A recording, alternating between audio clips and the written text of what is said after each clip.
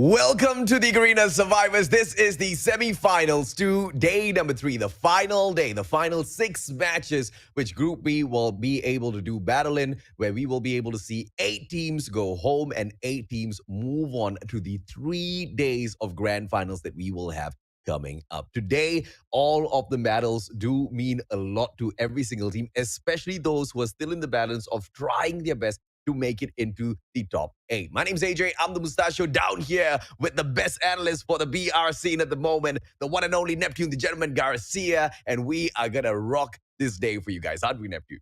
Yeah, I'm really excited to see how the teams will be able to turn it around, crossing the top 8 from the right Yeah. hand side of the leaderboard, and as well as how much more the teams from the top will be able to beat what the grand final set 1 Yes. has already had. And we were talking about that, the Yep. highest kills, the highest points that we have so far from the group 1 Hmm. is that close to Yeah. the Vagabonds Nomads. I think it's Yeah. around 30 or 33, and they will be able to beat that.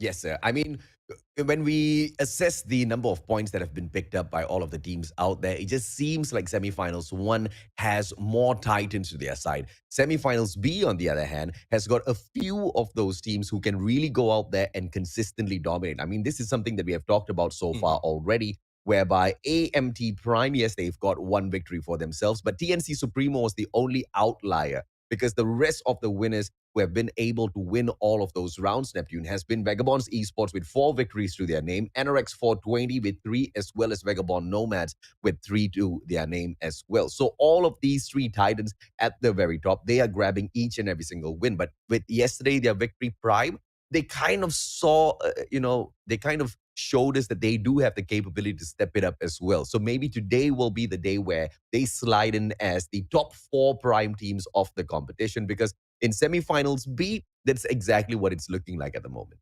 Yeah, we'll have to see how well will they be able to adjust, especially with the Yes. top teams who have already been making a lot of highlights, a lot of damage towards those at the bottom of this list, AJ. Yeah. Looking at the disparity of the scores right now, it's really evident that the top teams are just pulling everyone down. So I Yeah. think a breakout from some of the teams right now, taking one of those in the top, will really change a great deal in the leaderboard.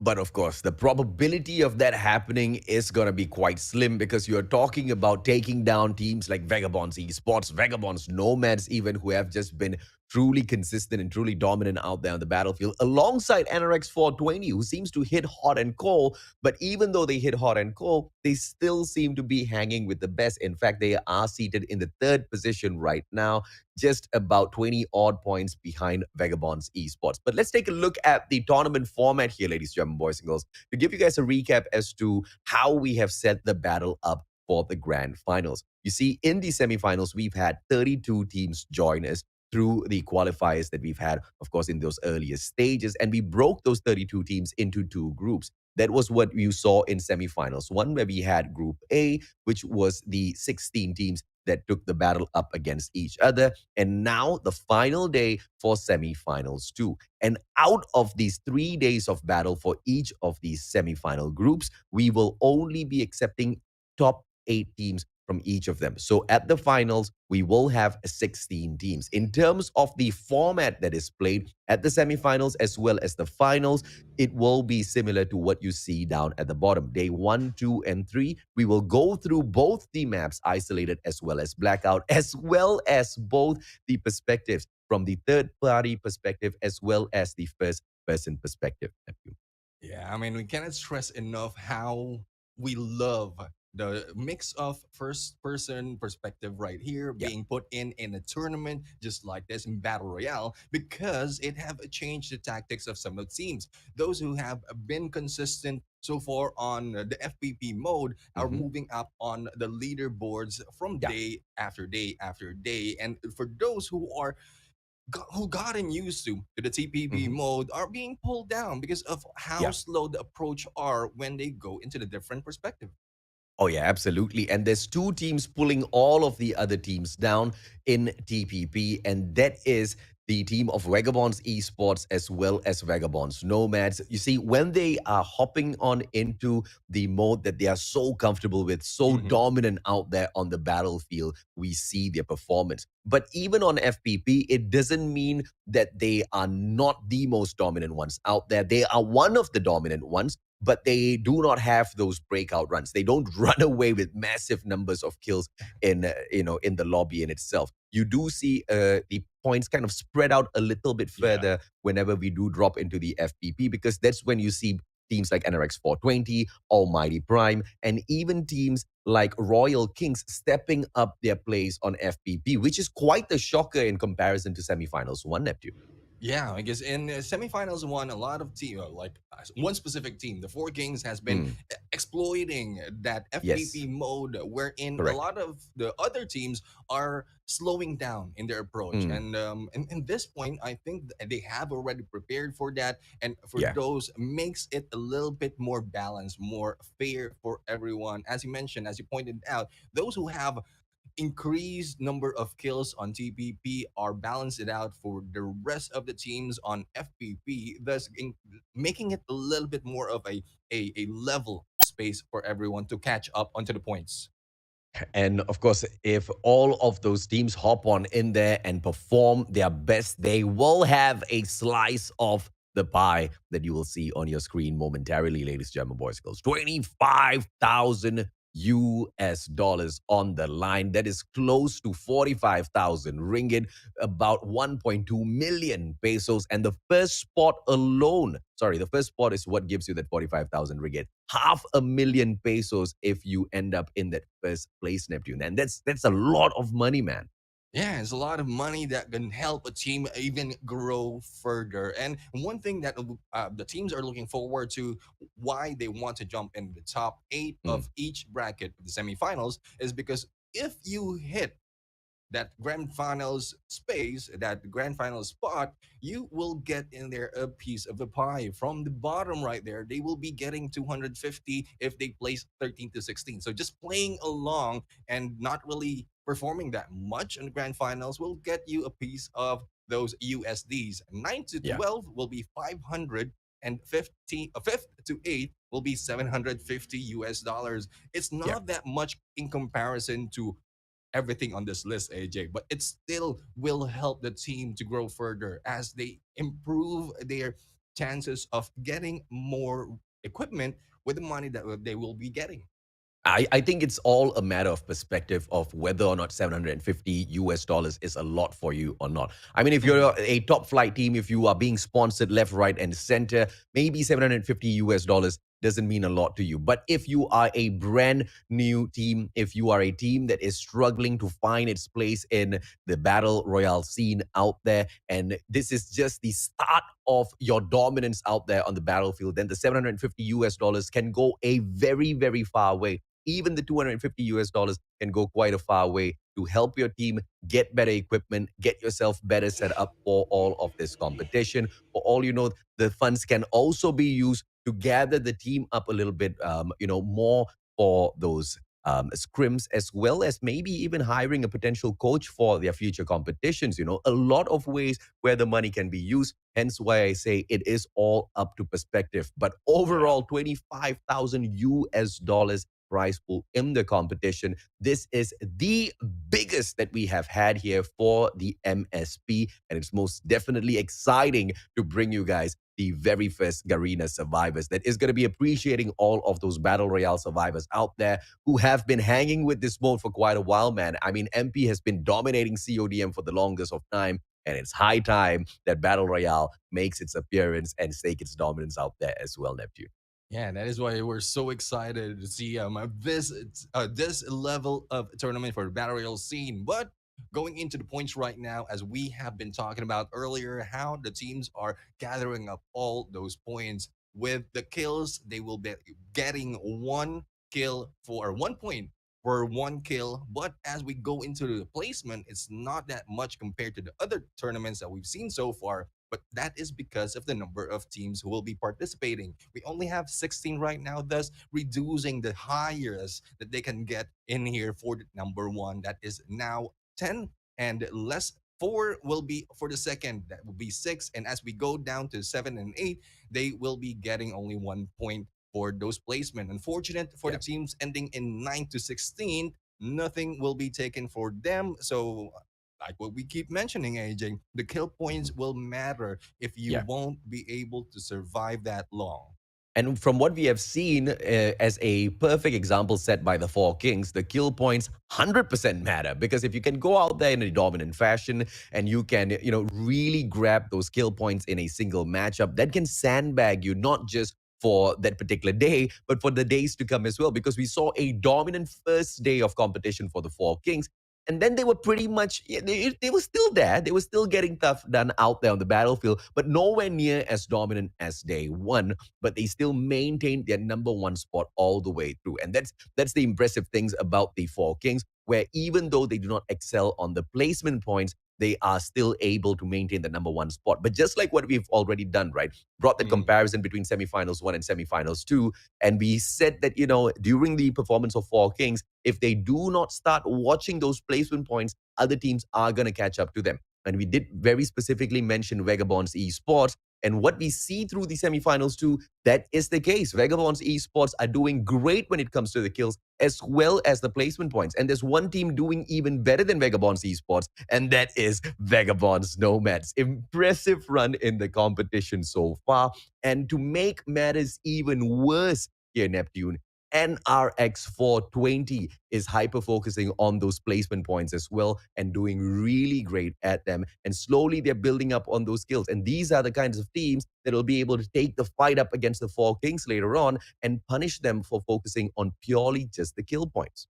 yeah, I mean, agreed on that, AJ, because a lot of improvements from the teams so far have been seen. And as you pointed out, back once Nomads, I think they're similar in approach for the Four Kings, who was able to do very, very well on the Mm, first day. But as they go in and the other teams try to catch up, they have been a little bit, I would say, flat in mhm. terms of performance, not that much compared to day number one, but that's still okay because they maintain the top spot overall on this on the whole semifinals too. But we'll have to see for how long, because we've Yeah. seen how much the other teams are catching up.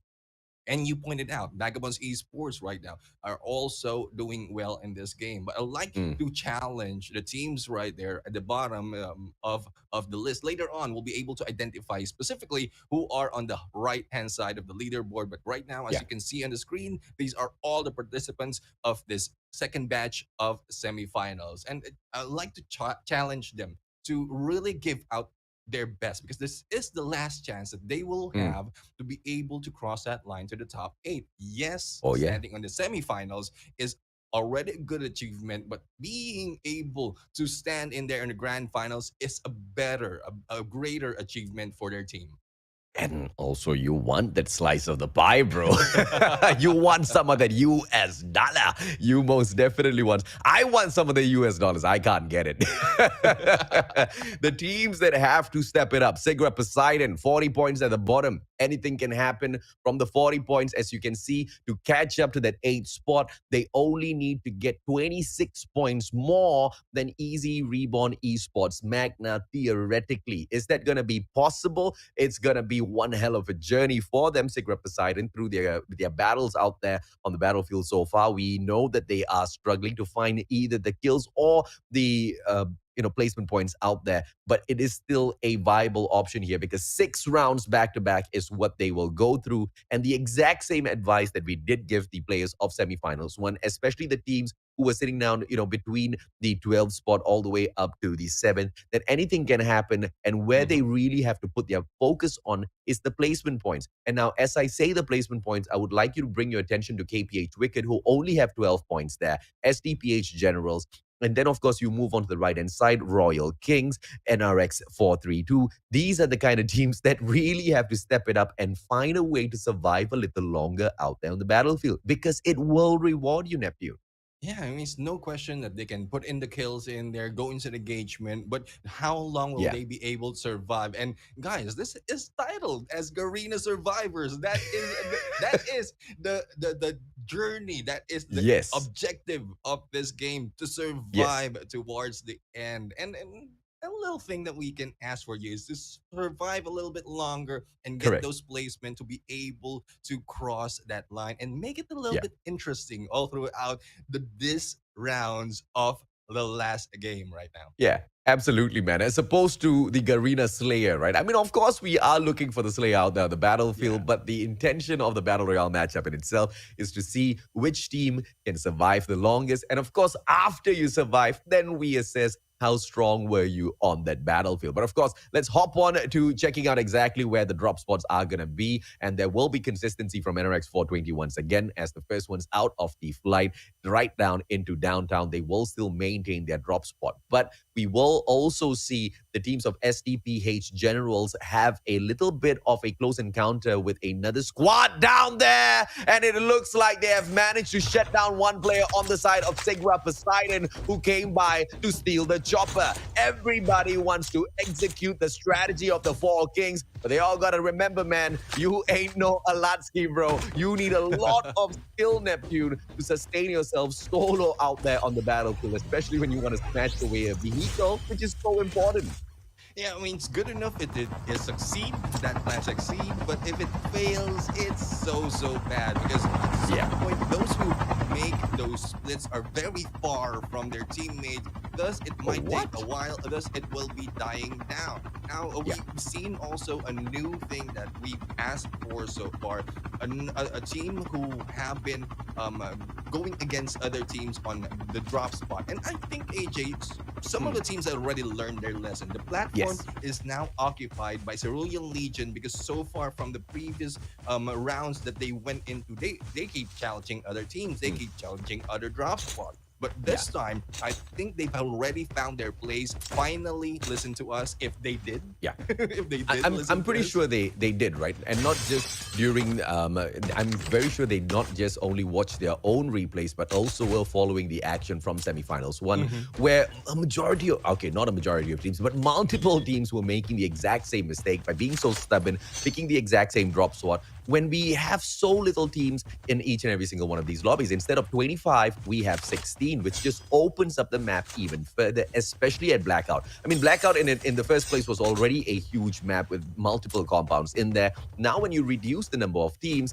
the number of chances that you have for those early engagement drastically reduces. But that wasn't the case for semifinals one, as some of those teams just was so intent on getting those early engagements, getting those kill points, because they knew that there was a scarcity of points in the competition through the placements. But that's exactly where they faltered as well, because in the majority of those fights, it was very 50-50. And I can only think of NRX 69 when I tell this story out, right? It was just a little unfortunate because they could have performed much better, because we know exactly how they hit hard on that battlefield, and it was just a wasted opportunity, if you ask me. Yeah, and one thing that really changed, as we can see right now, we're looking at TNC Emperors. They have moved slightly to the left of Nuketown. They're taking the pier as their area because earlier in the semifinals too, they have been going in and failing the Nuketown battle against some of the teams who have already taken them into the name of Royal Kings. And it's a smart move for them to be able to go in onto the other side. But this time, Royal Kings with the chopper in hand, they are moving a little bit faster from Nuketown to the Circus. And I think they are on a roll to be able to get a break or probably to get the airdrop that will be coming in a little bit. But on their way to the docks with that platform in play, we'll have to see if they'll be able to meet up Cerulean Legion have been occupied. I'm very intrigued by the tactic by NRX 432 because we have seen some consistency from them every time they hit isolated, which is to immediately move to farm and take the butcher out of the equation first and get themselves some, very special loot in the same process as well. And this has been a consistent play for NRX 432 so far, but they haven't been able to use all of that extra ammunition to capitalize some, placement points out there on the battlefield, right? But you do see that coming through their aggression though, as they focus on that firepower, they focus on all of the extra materials to get into those battles early. But that's what I don't like. I would prefer them to visit the butcher, get whatever they need out of there, and then get a vehicle and focus on the airdrops instead. Because the more powerful they are on the battlefield, and then just be on a fast, right? Just fast out first and then have your meal towards the end of the battle.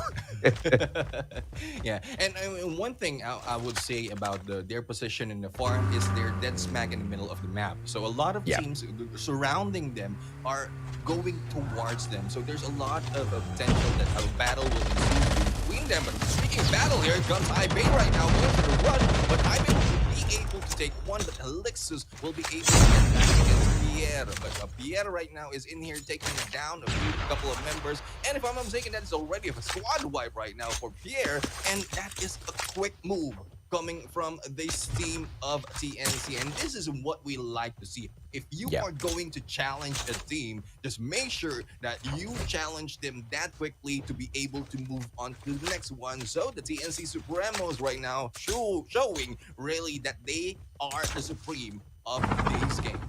Yeah, and in that position, you clearly saw who was the weaker team in terms of, devising a strategy out there on the battlefield. The worst thing that you can do as a squad is to attack another team who just got their ships upgraded, right? Instantaneously, you are at a disadvantage. There was no way whatsoever that they were going to be able to spring on the trap. And on top of that, they were the second ones to that position. They just drove by, and then the players started hopping out of the car. Just a lot of precious seconds wasted in those early points of engagement where you could see the players who were already there at the chip upgrade terminal ready for the battle, and Pierre didn't waste a single second at all. As the ninja repositioned, got the high ground, used the bird's eye view, shut down the players one after the other. Just weak plays coming through from Alexius, but it's just round number 1 out of 6. Hopefully they find their way right back up, because they still have a opportunity in here, sitting down in the 13th spot, 45 points, not very far away from Easy Reborn Esports Magna with 66. Yeah, I mean, it's quite near from the points in there on the other side of that leaderboard. But going in for 420 right now, who are aggressing their way to the top, going against Easy Reborn and taking down the opportunity of Easy Reborn to be able to go and pick up all those points. But this time, I think it's a 2v2 battle right now, and it's next right here will be left right here, and Easy Reborn Dassin has been taken down by Wagner on the other side. So this is looking like a 3-team battle. Yeah, Kintaro down on the ground, and Boji in for the scan first, has to help Kintaro out, but will reposition. He backs away. He allows Kintaro to bleed out because Sigra Poseidon visits to say hello. And that was a great move coming through from Boji, because he will have a little bit more time to play out there the battlefield to retrieve the dog tag in a little bit. He has to wait for Sigra Poseidon to get out of this position first. But Sigra Poseidon, as they move on through, they will see Wagner get taken down by Fate as he drives by and knocks him out unconscious. TNC, on the other hand, will continuously pressure them as Sigra Poseidon comes back for a little bit of revenge in Neptune. Yeah, I mean, we have a Sigra Poseidon who have been sitting in there on the same place. They are aggressive. They can put in the show, and there goes the hit by yet another team. And we'll have to see how Sigra Poseidon will be able to survive this, because they know how to engage. They know how to go into battle. But getting away from that and getting good placement compared to the kills will be one of the tasks that they need to do. But a lot is happening, AJ, at this point, and so far we have yet to see who will survive.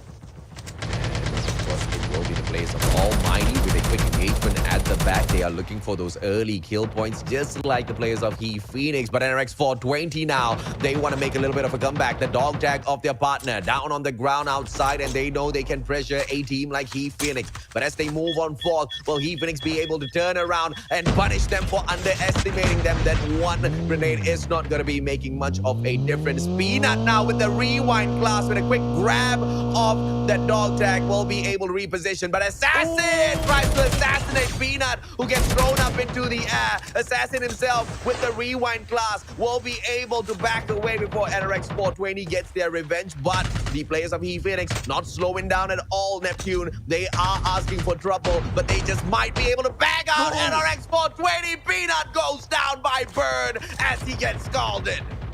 And he just lost the armor on the other side. Peanut just lost his life. Right now, as he is right now, not against Zupan. Zupan will be going down with an open, and we still have one more left, or no, two more left. Burn and Mark in there on the lower ground, waiting for the push by by Boji. Wow, will this Wonder Kid be able to go in for this kill as Kintaro will be coming back? So there will be an opportunity for them to go for a 2v2, but with a lot of dog tags in play and also a lot of members who might be coming back from the pipeline. Oh no! There goes the surprise! And there's no surprise that the Wonder Kid will be this wonderful in this game.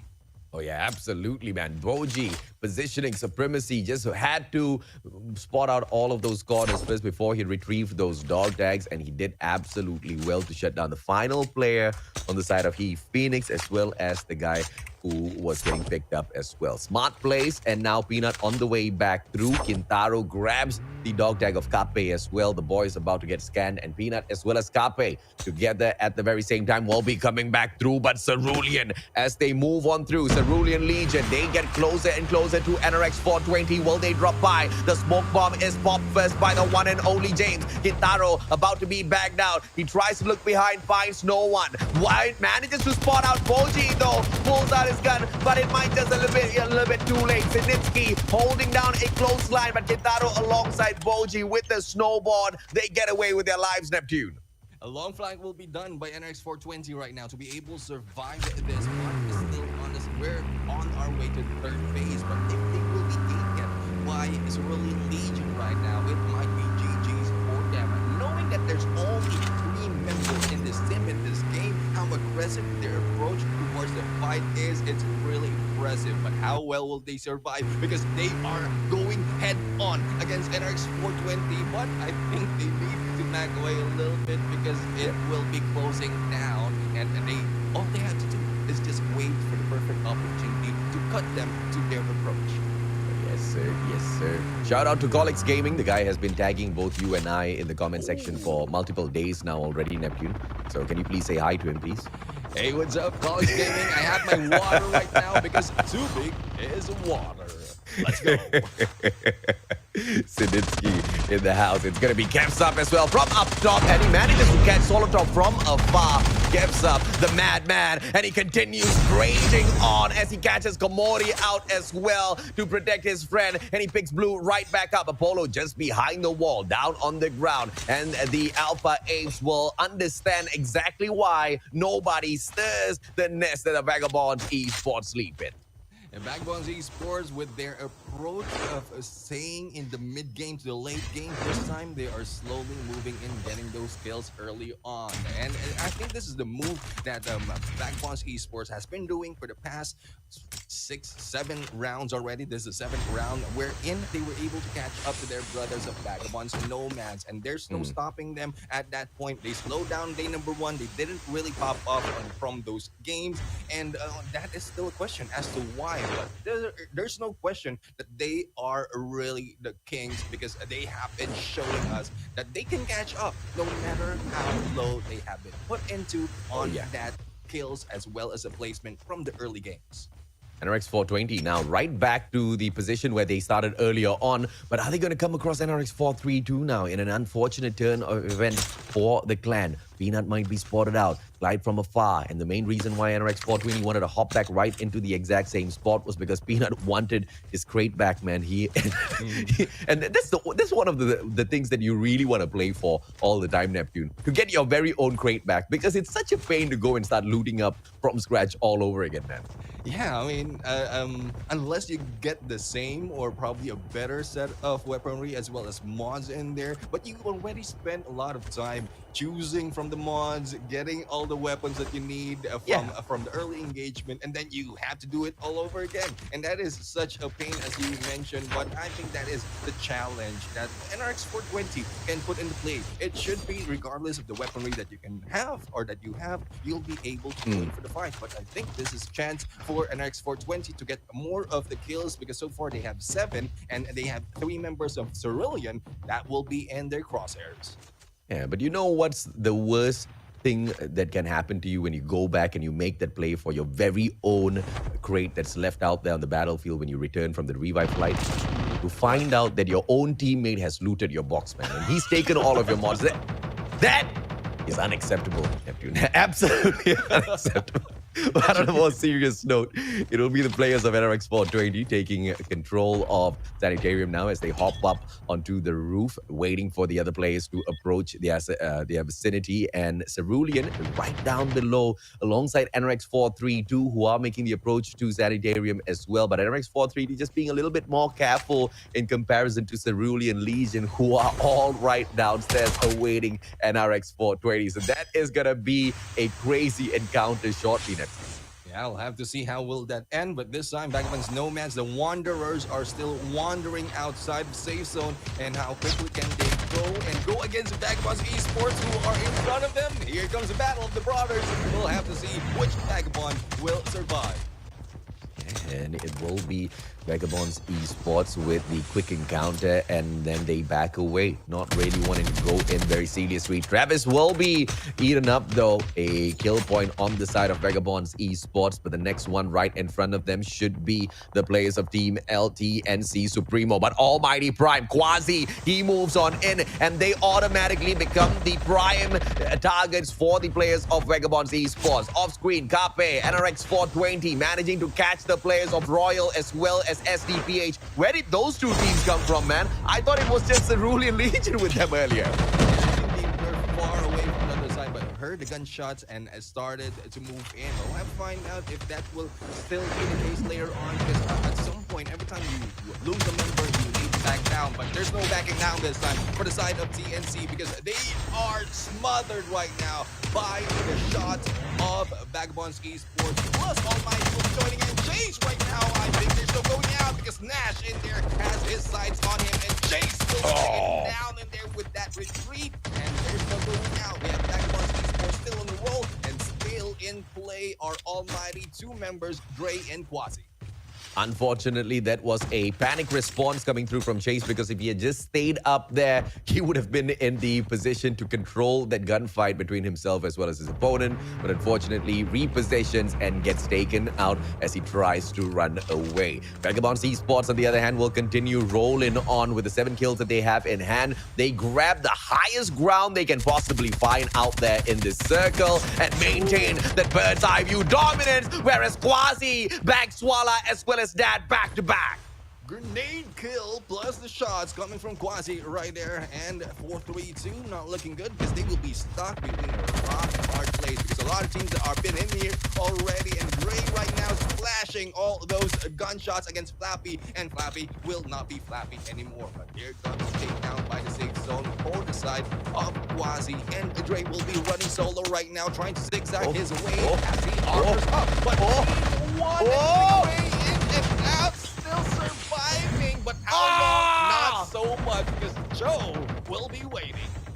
Yeah, man, and Almighty at the very same time getting backed by both NRX 432 as well as NRX 420. Blue with an opportunity to shut down the one and only NRX 420 player, but then misses that one final shot, which allows him to get away with his life. But Blue does not stop. NRX 432 right in front, pulls out the Mac 10, goes in for the God's praise. Nash catches the back of Cho, and Nash himself now repositions. Blue hasn't been able to find a single one. The guy is getting annoyed, but Nash just jumps straight into the smoke. Kept up, not waiting at all, and the players of Vagabonds Esports, they find the crosshairs of Swala. Swala turns it around, Blue and Yako drop, Cerulean Legion drops by and shuts down Vagabonds Esports. Vagabonds Esports is now out in play, and this time it's NRX 420 in a row with 13 kills already, targeting a Royal King. Peanut in there with a good ollie and a 360 to go for the shot, but needs to rewind to get in zone and regroup with the teammates. This is a good plan for this team, because the smaller the safe zone is, the more they need to stick together, and they are just using this ledge to be able to hide away from those who might be targeting them on the other side. TNC will be in the crosshair, a good hiding spot as well for this team of TNC Emperors, but how long will they be able to stay in there still matters, because they will need to get away from NRX. Yeah, boy, NRX 420 today. They start the day off with fire in their heart. and the absolute unlimited mag size as they continue popping bullet after bullet into their enemies. 15 kills so far. I do not know exactly where they found all of this momentum from, but they are just swinging along with it, ladies and gentlemen, boys and girls. Gitano drops Del Cutie as well. 6 more players left out there on the battlefield. Make that 5. There's only one last enemy for NRX 420 hunt down. It's going to be Niana. Niana making a way straight outside of the zone. Can Niana get away? The answer is yes, and NRX 420 end the round with 28 points to start the day. A good start for NRX 420 right now. They are on the roll. And this is compared to the previous days that they played. They started off slow, but this time they are trying to catch up. And I think their goal right now is to overtake anyone and everyone above them to still be able to show that they have what it takes to be the kings of Battle Royale.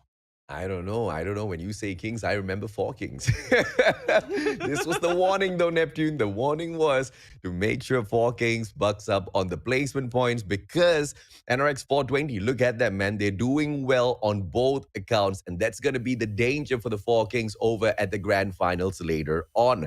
But the blessing in disguise here is the 4 kings are able to focus on their weak point as the 3 days of semifinals for Group B commences. Today's the final day, and I'm very sure by now the 4 kings know exactly what they need to do to focus on those placement points, and we will see those strats being played out at the grand finals later on. But from the side of NRX 420, once again, 18 kills, supreme with the attack pressure this time around, with the 10 points out of the placement points will give them just enough to continue catching up with Vagabonds Nomads, who earlier on we did discuss is about 30 points above them on the leaderboard so far, Neptune.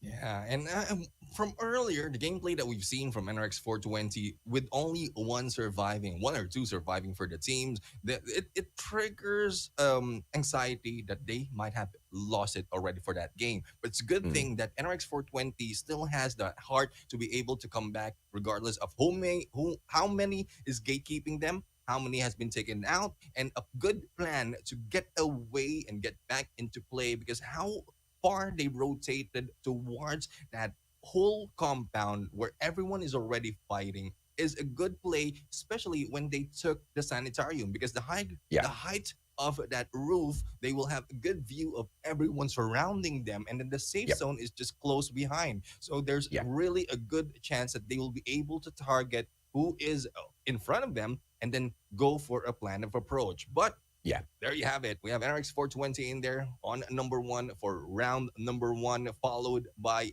the NC. The NC right now with 6 kills already will be able to bag that additional 6 points on the placement, moving them a little bit further onto the leaderboards. But this is the surprising bit, AJ. And Cerulean Legion yes, correct. with 3 members, though not much on the kills, but I would say a good play for the placement. Yeah. Absolutely, man. And Cerulean Legion, they were sitting down in the 9th spot the last time we checked in on them. And this was the exact call out, Neptune. We were wanting all of those teams who had a good chance to make it into the top 8 to focus on their placement points. And that's exactly what Cerulean does. And on top of the fact that they step into this lobby with 3 players, it just heightened the requirement to survive, right? Because getting into an engagement out there, I mean, 4v4, we've seen them struggle a little bit. 4v3, there's no way Cerulean would have been able to successfully engage and disengage with being victorious in each and every single one of those engagements. But of course, as we scroll down a little bit further, you can see Almighty Prime here picking up the 10th spot alongside 4 kills for themselves, which is a little bit of a disappointment for them as far as the placement points is concerned, because they do not get anything, and overall just 4 points isn't all that too much if they want to catch up with NRX 420. And like what we saw earlier on, NRX 420 has managed to put quite a bit of space between themselves as well as Almighty Prime. SDPH, on the other hand, they're slightly better in the 11th spot, gets more points than Almighty Prime themselves, since from this point onwards, there's no placement points whatsoever. So it's all depending on your kills, and they managed to bag 6 for themselves, Nephew. Yeah, I mean, they have a good play in there, and they slowly crept into that leaderboard. There's really not much that we've seen on the highlights from this team, but hopefully we'll be able to see more of how SDPH is improving round after round to be able to secure their spot. But this time, it's more of a focus on the placement and getting on the kills that they are following, and thus they are moving a little bit compared to those below them. Oh, yeah. And, as they continue to try moving up earlier on, we did see the engagement from He Phoenix, and that was a great takedown onto Peanut. But the problem here is when they tried to pick one player up, they thought that the battle against NRX 420 was already over. They did not expect Boji to step out of nowhere and take them out of the equation. And that was just their one failing point because until that play, I feel like the players of He Phoenix were doing amazingly well against NRX 420 nephew. Yeah, I mean, they have the firepower to be able to go on one in there, but I think it's more of the environment awareness that they need to do, and especially with that placement where Boji was able to take them down. That was a very very tight spot. There's really no going away, just in case they will be able to cancel that revive. There's a really very limited space that he can back away from the cross heights of Boji. So that is a Yeah. questionable move from them for that pickup, though it's smart because it's out there below and no one might have been thinking. But if you think that 420 is in there that you just took out and Peanut got that information already that they're on that side, then they should have either play for the dog tag gameplay and Hmm. not the pickup, and then the movement to Yeah. be able to get away from that specific spot, they will be Yeah. surviving a little bit longer. Yeah, and Peanut, as you saw that very slow mo flip he did at the very end there to celebrate the win. NRX 420 grabs victory number 5, and officially, not only do they have the most number of wins in semifinals, too, they have the most number of victories within the semifinals as a whole. Once again, we have to stress the point. Remember where the Four Kings were lacking? That is the placement points. With NRX 420 bagging 5 kills, the most amongst any other team within the semifinals in comparison from Group A or Group B, just shows exactly where NRX 420 will be hitting them hard. And that is by getting these consistent placements high enough to keep that pressure up against them. At the same time, be able to pick up those supreme kills as well, nephew. Yeah, I mean, this is the role that they are going for. They are going in for the Yep. placement, especially the number of wins. It's a good addition, 10 points already for their team, plus the Mm. performance so far that we've seen start of round of day number 3. It's a good start Yes. for them. No one so far has been a great challenge, even if they have been taken down a few more times in there. It's they didn't back out that easily. They're still Yep. in there on the roll to be able to get to bag a lot of kills for this team. And this is Oh, yeah. what we the actually the fans has been expecting so far. I think for the first day they have been a little bit disappointed, but the comeback that they did on the later part brings in a little bit more hope. But this Yeah. time it's not talking about hope. We're talking Mm. about dominance that they need to secure. Oh yeah, absolutely, man. And is it gonna be Ubos, Ubos, Ubos all the way, or is it just one round of supremacy and then NRX 420 bombs out? We have to see. We have to wait and witness that. But in the meantime, you guys get to claim your free low frame. Thank you so much for helping us hit our very first milestone of the day through your views. But do not forget to continue hitting that like as well as share if you haven't just yet, and share the stream out once every half an hour. You're not going to get banned through that as long as you space them out. And you'll Yeah. still be able to help us reach out to more of the community to show them all of these crazy plays that we have out here in the Battle Royale, nephew. Yeah, definitely. Well, there you have it. Round 1 has been over. We are going to go to round number 2 in Blackout. But before that, we are going for a quick break. So don't go away. Stay in your seat. Get grab a water to be able to replenish all the energy that you have for the battle that is going to happen later on. So just stay there and we'll be right back.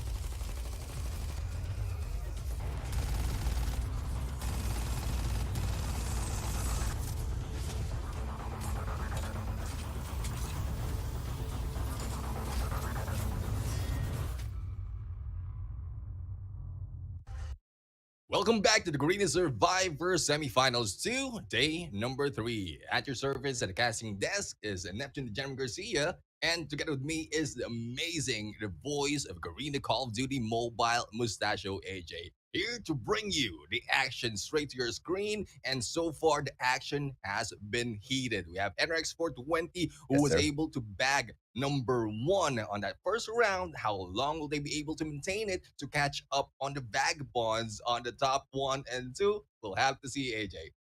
We were talking about, how a team needs a breakout run to catch up.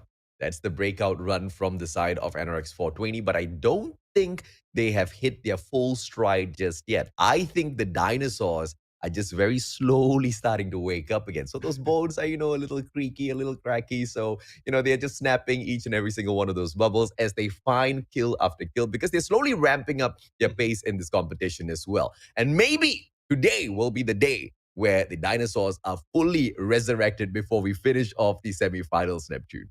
Yeah, and then let's see how with that round 1 has changed their placement or the chance to go above and beyond. But there you Yep. have it. We have the leaderboards right now, the overall rankings after round Oh. number 1, AJ, and still it is a 4-point lead by the Vagabonds Nomads, and getting close is Vagabonds Esports. But right there, right there, slowly creeping in is the NRX 420 with 190 points, with only 7 points to be able, or was it 7 points? No, 13 points. Sorry, my Yeah. bad is wrong, but I had to put that in spreadsheet to be able to be able to be right.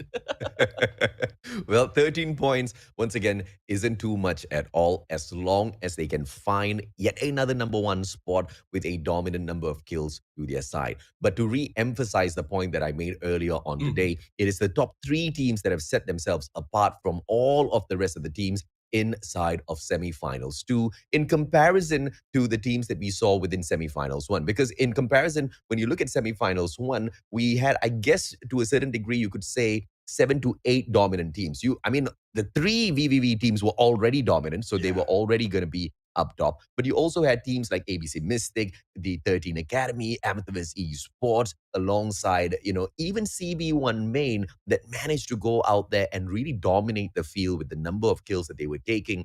But inside of semifinals too, we seem to have a little bit of a lack of aggression out there on the battlefield. Yeah, But the it's top three teams, they don't waste that opportunity. They grab that aggression for themselves. Yeah, I mean it's a little bit top heavy for the teams that we have right now. So hopefully it will not be tilting from one side to the other. But we are still challenging those in there. Because as you can see, AJ, if we look down the leaderboards, we know already that HE Yeah. Phoenix has been consistent, SDPH has been consistent. Mm. We pointed it Yes. out that they are covering with a lack of placement with the kills. But as we go down for Royal Kings, Easy Reborn, Magna, Cerulean Legion, and KPH Wicked, it's not that far between all these teams. And I would Yeah. say the top 10 has a good chance to go for a breakout. Not really breakout on the number of kills, AJ, because we Yeah. have seen teams who went in for the placement and then got not that much of the kills and cross that line and overtake them round after round after round. I'm talking about Yeah. ABC Mystic. They were able to make their tactics well, and then later Hmm. on, because of the placement as well as the rotation that they made, the adjustment that they did, they slowly get the kills that they need as they targeted the placement point. And that is what Oh, the yeah. challenge that we have for those on the other side of the list, that they Mm. apply and they think through very, very well. Oh yeah, absolutely, sir. And of course, as all of those teams think through if or not they want to hot drop anybody in this particular lobby, it will be the players of Sigra Poseidon who find one player on the side of TNC Empress who cheekily steals their chopper away. But thankfully for Sigra Poseidon, there are two choppers inside of Turbine. But as you can see, the fourth player out of the squad trying to prevent that chopper from being taken away, but no kill will be taken by the guy, as it's just a little too early and very clearly he doesn't even have a gun on him. But another close encounter up top as well. That is going to be between teams He Phoenix as well as Alpha Ape Roth. That's going to be one exciting battle to witness, Nephew. Yeah, we seen He Phoenix and their HE Phoenix to try and go against Alpha Ape Roth on that Hydro Dam, but with a placement that they have so far, I think they've studied the surrounding already and got their distance to be able to avoid any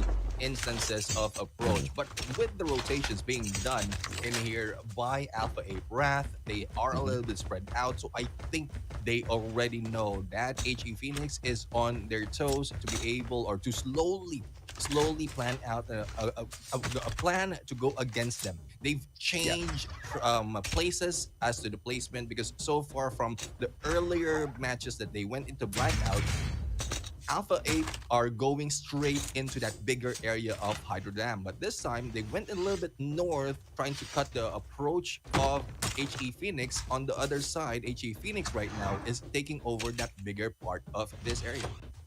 And HG Phoenix will use that opportunity in all of the open ground to loot up as much as they can before they head on out. And this has been quite the consistent plays coming through from HG Phoenix to maintain their position within the top 8 itself.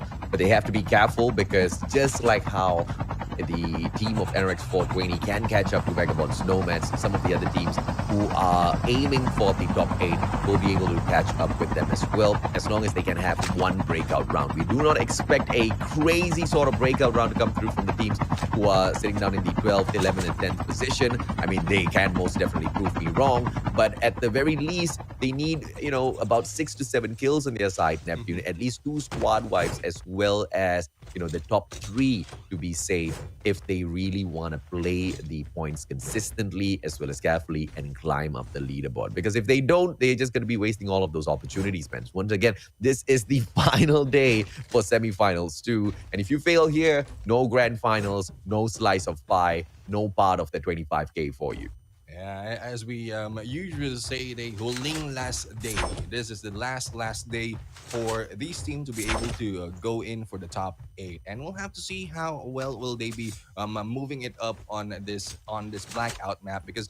So far, AJ, as I review the data on the drop spot, it's only the Hydro Dam that is being challenged right now. Everyone as it was able to get their place in this map, thus an Mm. opportunity for them to prepare very well. Yes, they're already prepared, but how they go in for the battle is the question this time. We've already, I think, my objective in pointing out the drop spot has already been achieved, and thus they have Yeah, their own starting point in this game. yeah, The yeah. rotations this time, as well as how they battle each enemy in front of them, is up to them, and it's Mm. it's still left to be seen because so far for those who are not doing a lot of damage, a lot of kills on the blackout, we are citing Easy Reborn Magna who have been focusing on placement this time as well as Alpha 8 Wrath. So hopefully they'll be able to get a little bit more of kills when they jump into this map. Yeah, let's see if they will be able to do something like that for themselves, because we all know that the Cerulean Legion squad needs it for themselves. Because at the very moment, ladies and gentlemen, boys, girls, Cerulean Legion still sits down in that 9th spot. But luckily enough, they just need 1 point to catch up with that 8th position. And if they can do much better than 1 point, then they obviously can overtake the players who have got the 8th as well as 7th spot out there on the leaderboard as well. We're talking about the Royal Kings as well as Easy, Reborn, Esports, Magna. So all of these teams really need to do their best out there. A single one of them kind of loses out. They lose their grip in one of these matches in terms of dominance. Another squad will catch up real quickly, and there's just no redos. But within the 5 rounds that they have out here, they need to get that sorted out. Why 5? We've already concluded one, ladies and gentlemen, boys, girls. Only 6 rounds within the day, and this is round number 2. And for the time being, we still see a lot of confidence out there on the battlefield, Neptune, because it's still TPP. FPP hasn't come into play just yet. But even as I say that, let us not forget that we have got more teams within semifinals that actually do better on FPP. Yeah, I think it's because of the number of days that they've seen the first semifinals that they have prepared. They were able to prepare for the battle at hand for the FPP, and I think it's also a challenge that can be put into the four kings who have been proficient so far on the FPP node. But in here on this team, we have Backbone's Nomads, who, regardless of whether it's a whether it's a isolated or blackout map, as well as TPP, FTP. They are getting top of the kills right there. Not that much against, or it's a little bit low compared to Vagabonds Esports as well as NRX 420, but they are at par with those teams that who are towards that top number four. So I would Mm. say the FPV brings balance to all those top four teams Yeah. that needs to jump up onto that number one spot. But once again, AJ, it's not a number one spot already. Probably just for this four teams, it is a complete dominance, a show of dominance. But for the other teams, it's just the number eight that they need to get into. Oh yeah, absolutely. And Vagabonds Nomads, they need to take advantage of TPP as they have been doing all throughout the competition. They have got 104 kills on TPP, believe it or not, in comparison to the 53 kills that they snatched up on FPP. So that in itself shows you where they get a majority of their points from. And this will be that matchup that they need to go out and hunt for those points. But as we speak about Vagabonds Nomads, their brothers, Vagabonds Esports, the current king of kings of Call of Duty Mobile Battle Royale, are getting away from this compound as quickly as they can as they spot out Sigra Poseidon from afar, not wanting to continue gatekeeping those dog tags out of Team K, the TNC Empress. So TNC Empress have got an extra lifeline here courtesy of Sigra Poseidon, even if they didn't ask for it. Yeah, I think it's a smart move for Vagabonds Esports not to be caught out in the open for a third party, as well as they are about to see the next safe zone. As we are looking at right now, it's a little bit too far from them, so they need to move. They don't have that much of the vehicle, and this time they got the car right now, the rally car, for them to be able to move that way. But earlier, they just need to move out of that zone to be able to get a lead in getting into the next safe zone. Thus, the position gameplay will still play to their favor, because we know how Vagabonds Esports usually takes high spot to be able to target everyone behind them. But speaking of targeting, Boji has been targeted by Dre right now and has been taken down. We'll have to see how NRX 420 is responding to the challenge of All Might.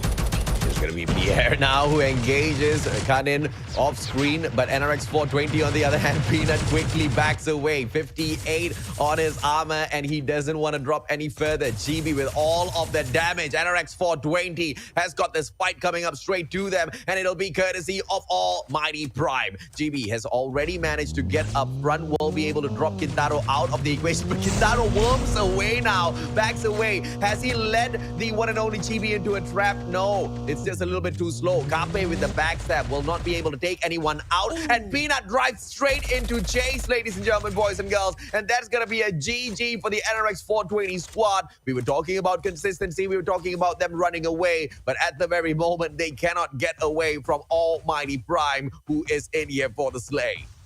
Yeah, a lot of pressure has been put into Almighty Prime right now because they didn't perform that well from the previous round. Thus, they are pressured to perform for this blackout map. And looking at the data that they have right now, they don't have that much of kills on blackout and as well as placement. So pressure is really on them, and they need to make up for that, and they need to show it against NX420. Otherwise, later on, as a safe zone closes, it will be them who will be battling it on the hard and heated fight with a smaller circle. So taking advantage of that right now is a smart move for the Almighty brand. But NRX 420 or 432 this time is fighting against Helixus, and I think they made a little bit of damage already, or they've gotten a bit of damage because Cho has been taken down and is in the flight, but Helixus has been pushed out of the way on the other side of this river.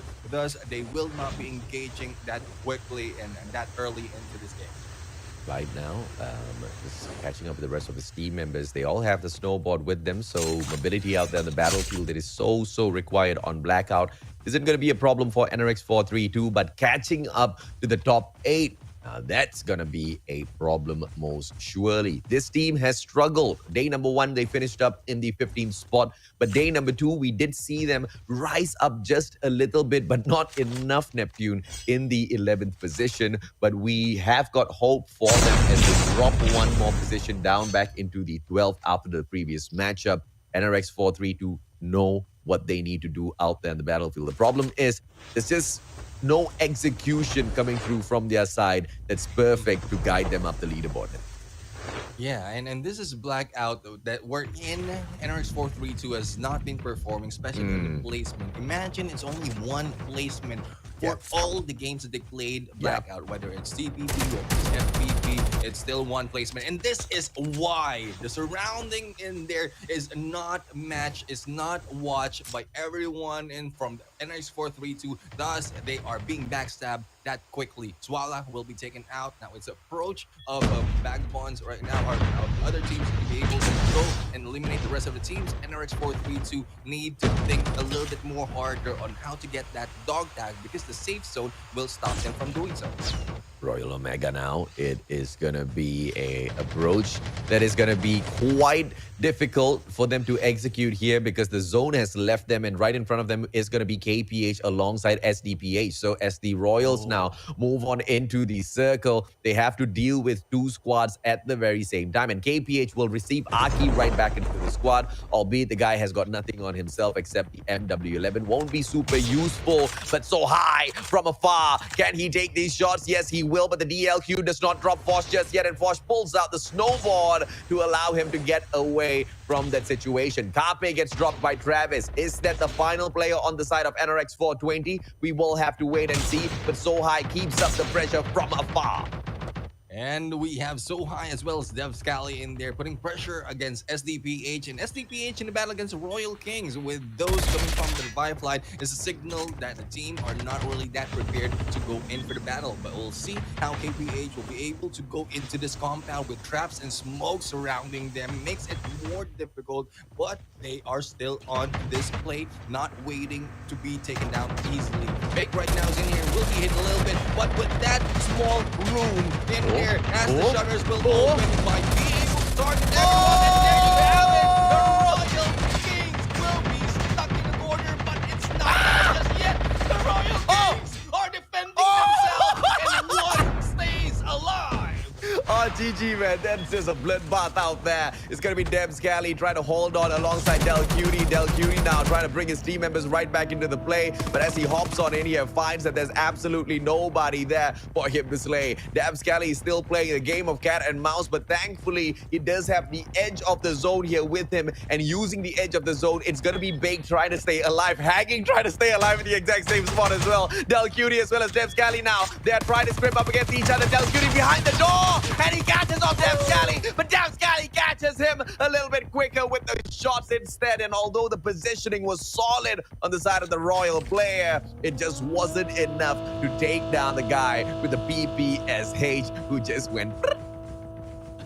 Well, those gallery right now will be waiting for quite some time before their teammates will be coming back and might be gatekept by other teams who have already taken their play. The snowboard is in here to be used to be able to catch up to the zone, but it's a little bit too fast for him, thus being taken down, and that is a missed opportunity for KPH right now. Probably must have waited in there for the takedown of one of the teammates, probably use one of the grenade to to take them down and prioritize on getting in the safe zone. But that is a missed opportunity already for them. They need to work it out on the next game, and I would say on 15th spot, not really good for Kicks PH.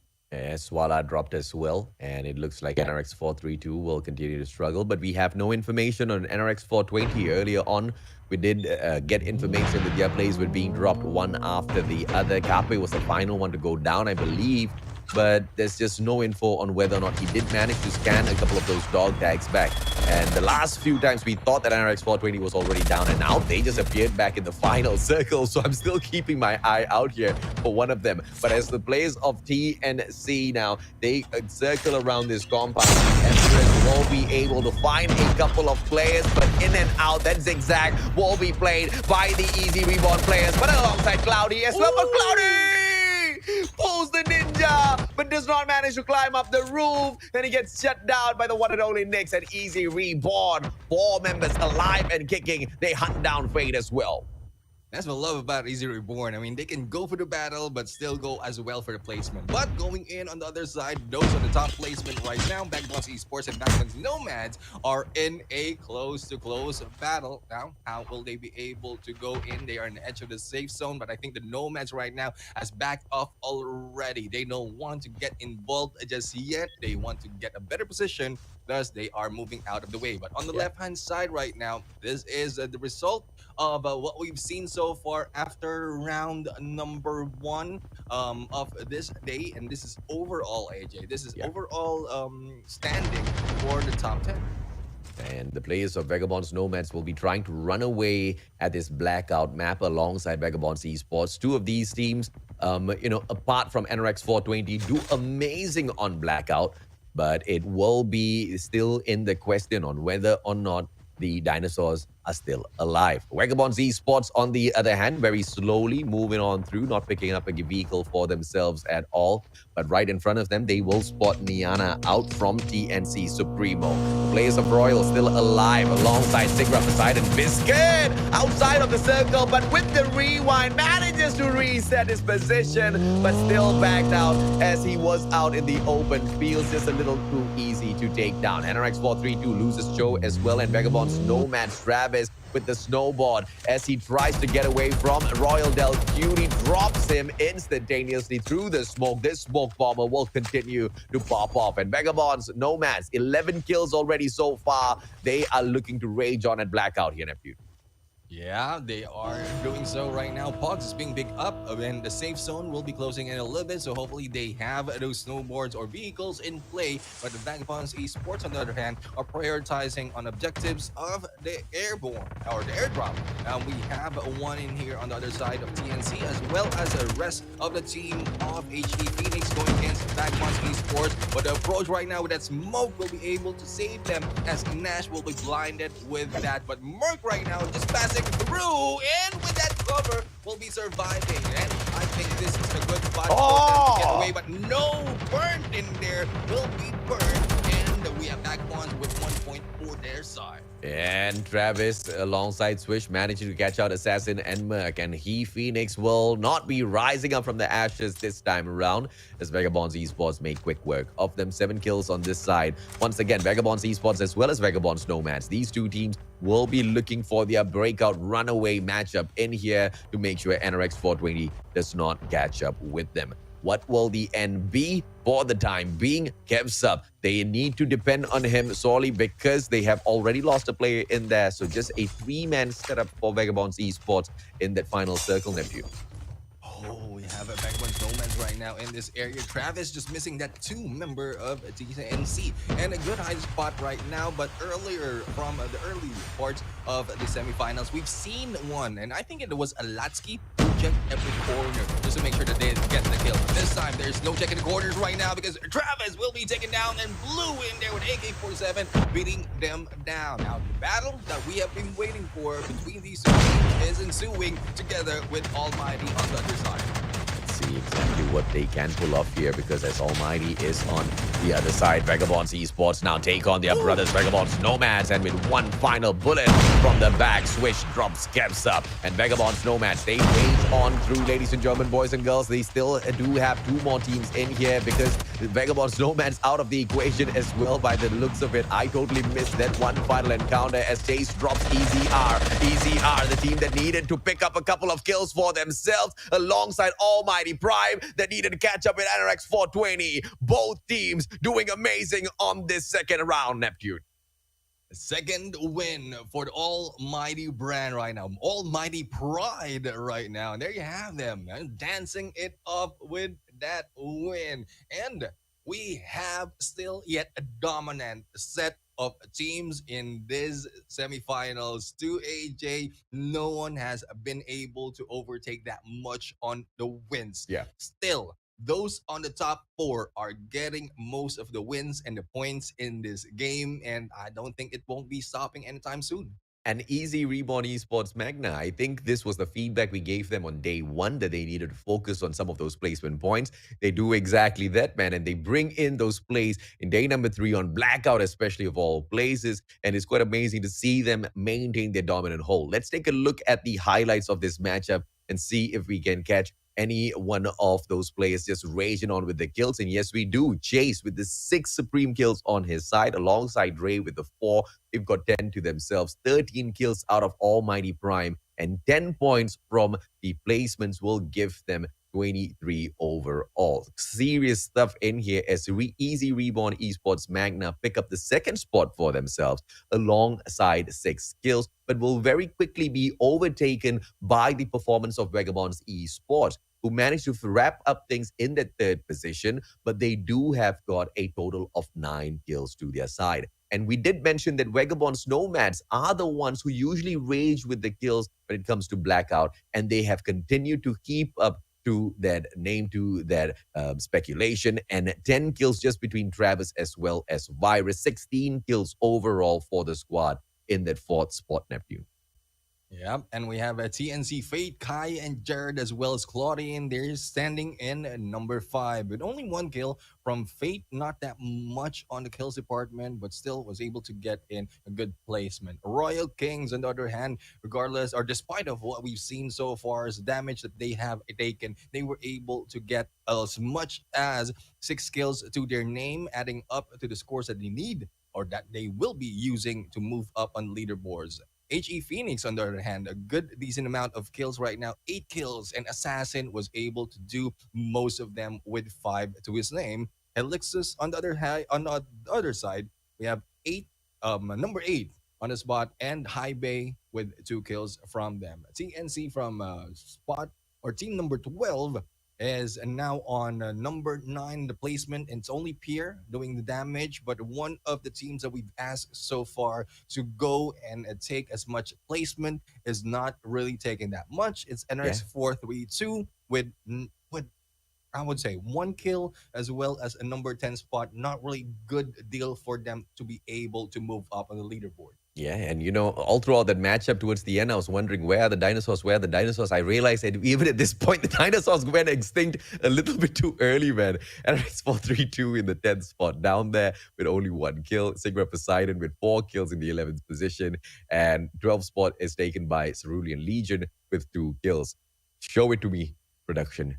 Show me where NRX 420 finished up at, because this is probably going to be a heartbreaker, Neptune, or potentially something that, the team will be able to laugh off and then make a strong comeback in later. Because in the 13th place, drum roll, please, production, Ape will be able to take that one away as well. So the Alpha Apes in the 13th spot, SDPH in the 14th position, 0 kills, but KPH Wicked, Kicks Philippines Wicked, has managed to grab the 15th spot with a total of 5 kills this side. I don't know how they managed to execute that, but good on them. They clearly engaged with 2 different teams before getting taken down.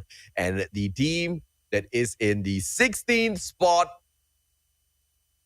do we not get to see who's in the 16th spot? I think we can. Come on. We can see. Come on, we can do it. We have the assumption, but I think we just need to see it for ourselves. Even production didn't want to break the hearts of the audience, man. They're like, oh, no, let's not show this Mustachio. No, Mustachio, no, keep quiet. We're not going to talk about this. No, we have to talk about this. The dinosaurs have disappointed on this round. NRX 420 only with 1 kill on the side of Cape. They bomb out in the 16th spot when clearly they need to now do so much more, because we saw the breakout run from NRX 420 in match number 1 to catch up, to cut the lead that Vagabonds Esports already had on them in that second placement. But now 13 points has become too many points, and NRX 420 will be forced to step it up once again. And the theory that Vagabonds will have its arm crossed as NRX and 4Kings go head-to-head against each other and then later grab the victory might still stay true. We have to wait for the grand finals to see exactly what breaks down Neptune. Yeah, this is where they engage a fight against Almighty, and with the approach, I mean, I think with the escape that they've done right now against Almighty, they have been taken out one at a time. And with that one member in there, able to get away. I think that was Cape, who was able to get away from that engagement, has been gunned down on the other side by a different team. So there you have it. And you were asking AJ where Yeah. Kicks PH got this kill. This is the epic battle that KPH got those kills. Unfortunate for them, we have the Royal Kings in there was able to defend them, but Davs Kali, who tried to survive, who tried to go in and battle the Royal Kings, did take them down, but unfortunately, it's a safe zone that is much stronger than any other team. Yeah, this was an epic battle, man, between Kicks as well as Royals and Dev Scally with the very one final engagement out there against Del Cutie, who did manage to hop on behind the door, but stepped out a little bit too early without starting to shoot at Cali first. And that would be the biggest mistake. And then, of course, we saw KPH just wrap things up, pick up their own team members, and back away. Both Vagabonds Esports as well as Vagabonds Nomads died at the same time, man. I mean, like at the same second, both teams just went down and out of the equation for Almighty Prime as well as Easy Reborn Esports Magna to take this final battle, Neptune. Yeah, and it's unfortunate for them because we are waiting for them to be able to take that win, but still good for Almighty because Yeah. we waited so much for Mm-hmm. them to be able to catch up on that number one spot because they have been hanging in there. If you look at the top number four, they are, I would say, out of place with the number of points, with the number of wins. And this time they're getting closer behind the Vagabonds and Nomads. So we'll have to see. We'll have to see if that will be the case against Almighty Prime right now. But it's good enough to see their name on that winning circle. And of course, Almighty Prime, this was a comment that I made on day number one that they need to start finding some victories. They need to start finding those 10 points, and finding the 10 points, they most definitely do. This is one of the teams that are trying to make it not a raging top 3, but a raging top 4 inside of semifinals too. And I feel like they're well on their way there if they can keep up this consistency and continue shutting down all of the other players on the way to that number 1 spot. Amazing stuff by Almighty Prime, but in the kills department, we still need to see them, step it up a little bit further out there in the battlefield, Neptune. Yeah, and there you have it, guys. Round number 2 is over, but we have something just for you because of your support that you are giving out to us in this stream. We're going to give you a rare wish crate code that will be displayed right now on your screen. So hopefully you take that screenshot and take that, redeem that within the break. And Yep. there goes our first set of games, AJ. It is exciting to see the rise and fall of teams right here. Oh, yeah. Specifically to the NRX 420, but we like to see more of the rises because a lot of fans out there Yeah. are waiting for them to dominate. A lot of fans are waiting to them to make that statement that they are not done just yet. So hopefully Yeah. we'll have to see more of them from the upcoming rounds. See, this is why I always say you guys have to be graceful in wins as well as losses. Because when you start boasting a little bit too much, and I'm not talking about the players, I'm talking about the fan base, all right? Because it can get a little heated in the comment section sometimes. When you get a little too heated and then your team bombs out in that way, it becomes so much easier to make fun of them. Why would you do that? So keep it clean in the comment section. Respect all of the other teams out there. It's not easy, man. Call of Duty Mobile is not easy to master. It's not easy to take on all of these supreme teams out there on the battlefield. Sometimes mishaps do happen. Hopefully, NRX 420 will be able to recover for the sake of their community, but we will have to wait and see for round number 3 if or not that happens. We'll be right back after a quick short break.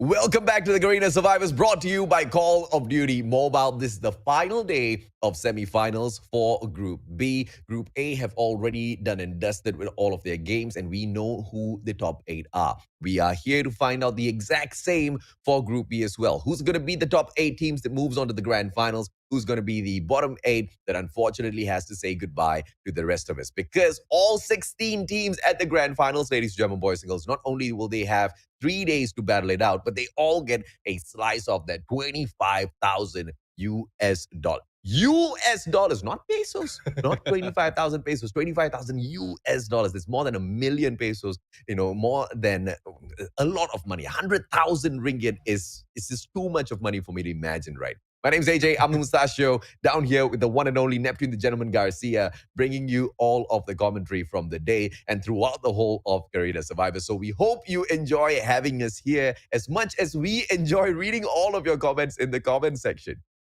Yeah, I mean, we will love how these teams are performing so far, and also love how the support is going through on the comment section, as you mentioned, AJ. But we are still hoping that it is clean, less. I mean, and less of those, none, if not less of those toxicity, and more of the support of the teams out there. But Yeah. let's check out, guys, of something that you will be cheering on because we are being shown the leaderboard right now, and there you have it. We have the movement of the scores right here. And as we pointed out, AJ, Vagabonds Nomads is still on their way to Yeah. beat the highest points that we have seen so far on the semifinals. And this is just after round number 3. Oh, yeah, man. And this was something that we speculated earlier on already that they are going to be able to overtake the dominant show of points by the Four Kings very easily. And it doesn't look like just one team's going to be able to do that, right? There is a high potential here that even Mhm. NRX 420 can outdo the number of points picked up by the Four Kings.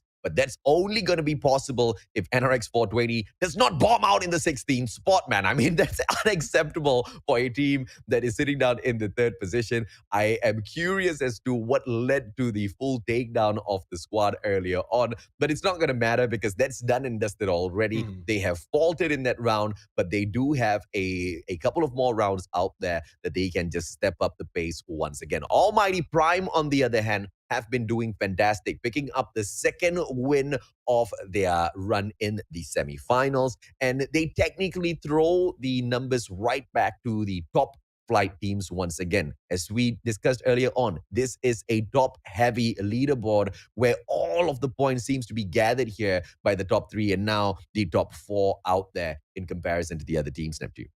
Yeah, and speaking of other teams, we have other teams like Helas Esports Phoenix, HE Phoenix right now, slowly catching up onto the points. We've seen the performance that they have going against the Kings themselves, all the Kings themselves, the top 4 that we have in here, and they're doing well on the kills department. Not a little, not that far from Almighty Prime with 69 kills to their name, as well as good on the placement. And we'll Mm, have to see more of HE Phoenix right there. But one thing that we really like to commend is how consistent Easy Reborn Esports Magna yes. has been doing, placing number 2 Mm, after that momentous ending that we've seen so far, that both of the Vagabonds Esports and Nomads has been taken down, yeah. and they were able to survive against, or going against, Almighty on that final encounter.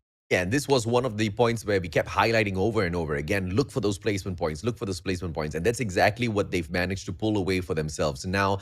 And doing so will help them survive a little bit longer up here in the top 8. They just have got 3 more of these rounds to go, ladies and gentlemen, boys and girls. And if they can continue to keep up this sort of a performance, then the slice of the pie at the grand finals is exactly what they will be able to feast on. SDPA Generals as well as the L'Oreal Kings in the 7th and 8th spot. But on the right-hand side, it is made up of Cerulean Legion, KPH Wicked, TNC Supremo, as well as NRX 432. Now, all 4 of these teams have got a great opportunity, a great capability to move on into the top 8.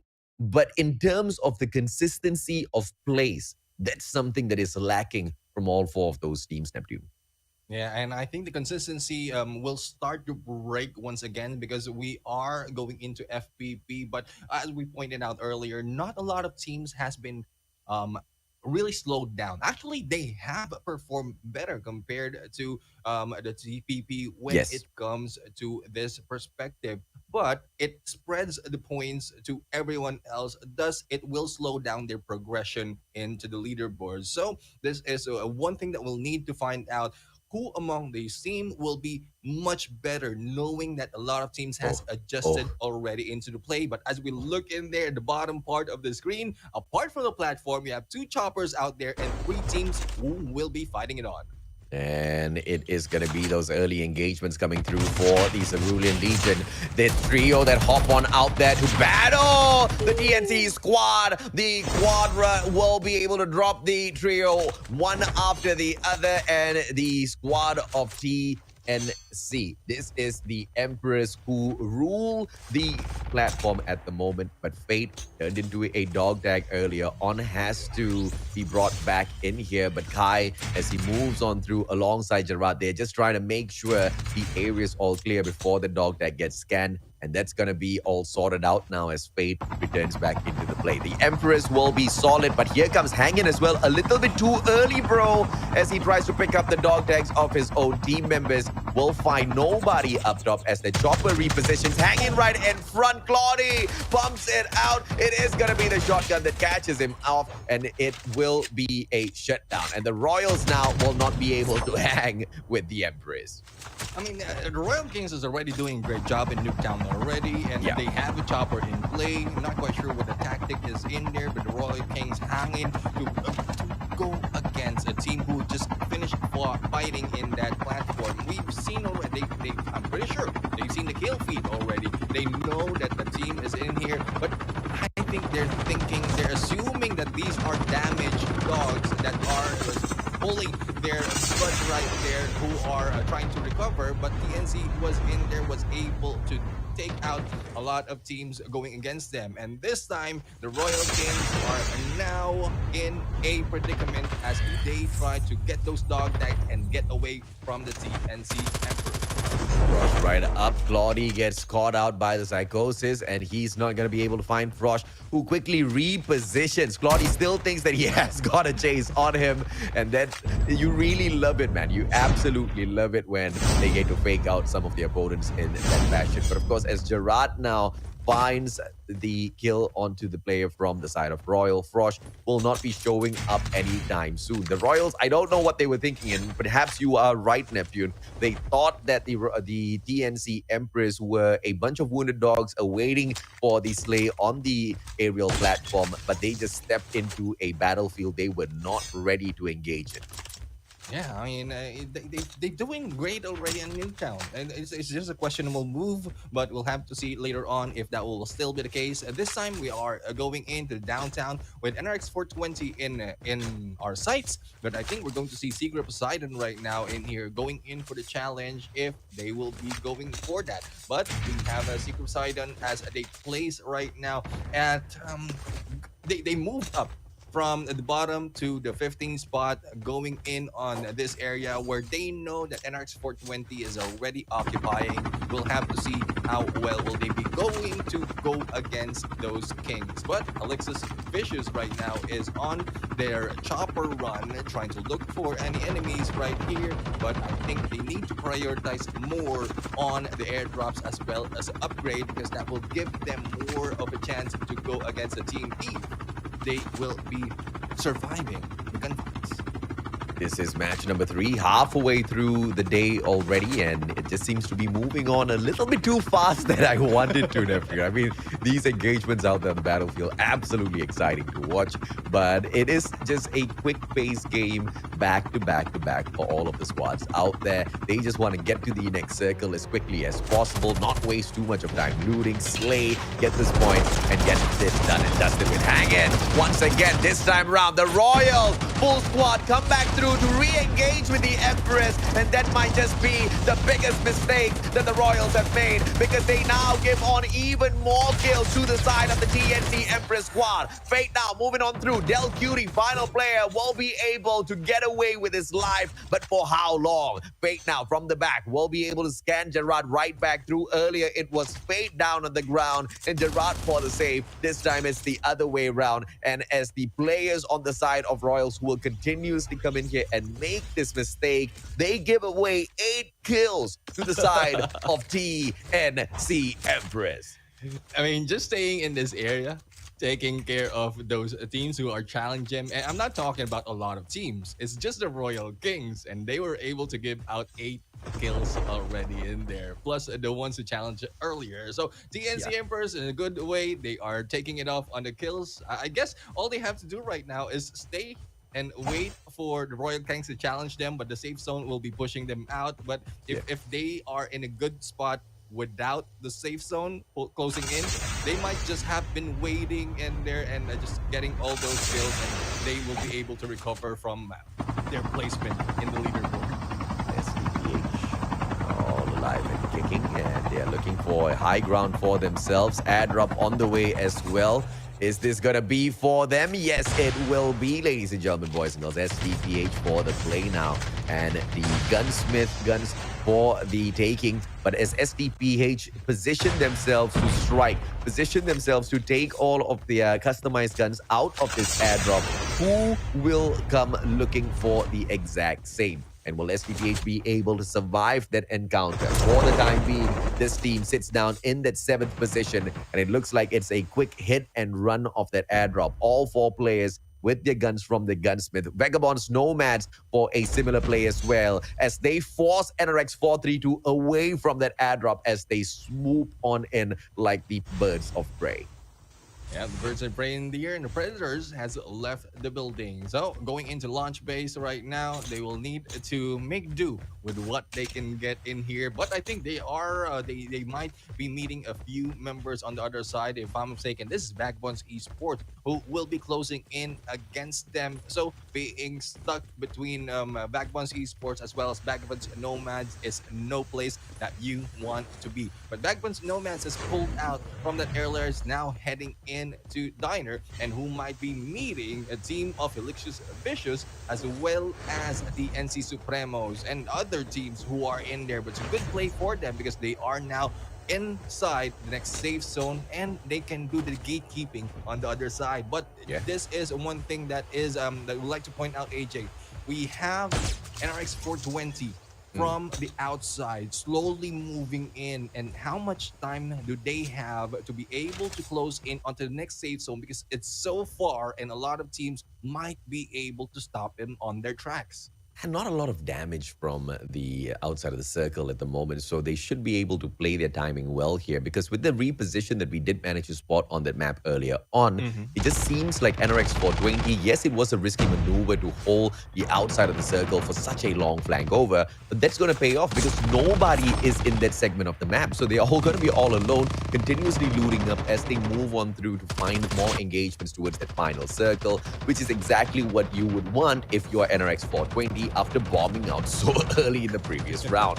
It's going to be Elixir's Vicious now as they viciously attack Vagabonds Nomads as well as DNC. It is DNC Supremo and not the Empress this time round, ladies and gentlemen, boys and girls. But the ones who will try to win the biggest in here is going to be Vagabonds Nomads, as they know they can continuously run away from the players of NRX 420 who are trying to catch up, as well as their own brothers, Vagabonds Esports, who are a little too close for comfort. Vagabonds Nomads, they want to complete the semifinals too in that #1 spot. In fact, they've been dominating that #1 spot from the very first day of the semifinals for this group. Yeah, but the thing is, the movement of Vagabonds Esports moving up and down with the lead and trying to catch up with the lead against Vagabonds Nomads is getting too close for comfort. But we'll have to see how well they be able to challenge or go for that challenge. As speaking of challenge, we have SDPH challenging NRX 432 high ground against high ground on this area of Crash. SDPH right now just looking around and might be seeing yet another team. It's Vagabonds Esports from the high ground, so they need to get a little bit of cover inside of this crash to be able to defend themselves. Otherwise, Vagabonds Esports will just be swooping and flying in, and we'll have to see who will survive this fight, AJ. Vagabonds Esports up top have got the bird's eye view, can catch off Team E, who are slowly on their way in as DPH. And as the shooter die Philippine squad moves in a little bit closer here, right across the hill, it's going to be Vagabonds Nomads as well. Vagabonds Esports walking straight through. And this might be a shutdown now as Vagabonds Nomads, they have got the high ground. Pogs managing to catch out Yato. He has got the information, but hasn't been able to take the shots up against them just yet as the Vagabonds Esports squad just a little too quick with all of their snowboards, Neptune. Yeah, I mean, the approach with using that smoke to cover their exit will be a smart move for Vagabonds Esports, because if Vagabonds Nomads right now is just going in for the edge of the safe zone, just looking around. And we've seen how the teams have been slowed down by the limited view of the FPP mode. Thus, they don't want to go for so much aggression into the battle. They are targeting to go for a team versus team and don't want to be third party anytime soon,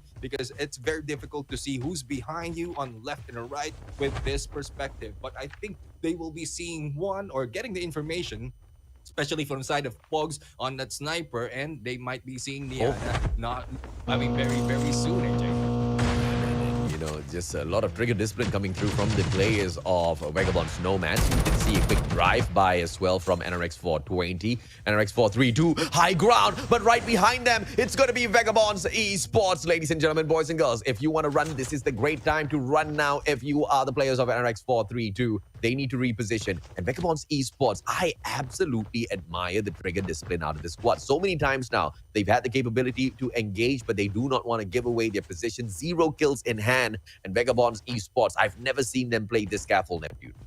Yeah, I mean, it is probably because of the FPP mode, but what one difficulty that this will bring later on is, as we can see, we are heading into the 4th phase and we still have 13 teams alive. So later, when there's a lot of teams who are passing by left or right, it will be difficult to get track or to take track of who is in front of you and behind you, because it will be very, very close. But this time, we have NRX 420 right now battling it on against TNC. The Smokes has been released, and also another team of HE Phoenix in front, and Kicks PH as well on the other side. So this area is now with a lot of teams already, with Vagabonds Esports from the high ground, just waiting for their chance to go in for those shots. Peanut is the Doctor Strange of NRX 420, turning around time as he saves one of his team members. Hopefully he does not bring the multiverse of madness into Call of Duty Mobile Battle Royale, as TNC now continuously finds the opportunity out in the open lands. Vagabonds Nomads, they position themselves up on top of a hill. Bird's eye view. Now Travis catches off Kanin as well as Tangoy, as Helicious Vicious tries to drive by viciously, but they find the vicious bullets of Vagabonds Nomads instead. And Vagabonds Nomads, although they don't seem to be trying at all, they are picking up kill after kill. Yeah, they are getting kills after kills right now. And speaking of kills, we have right now a small battle that happened between Vagabonds Esports. But on the other side, we have TNC and Almighty right here. And we are seeing Gatekeep for the side of Almighty. As you can see, they are going outside of the battle zone, surviving and trying to get away from Almighty Prime right now, and doing a great job. They were able to flank on the other side, and no one from Almighty will be going for the chase. But I think they will be meeting up against Vagabonds Esports. Does still trouble for them. Sean and Pierre will be taken down.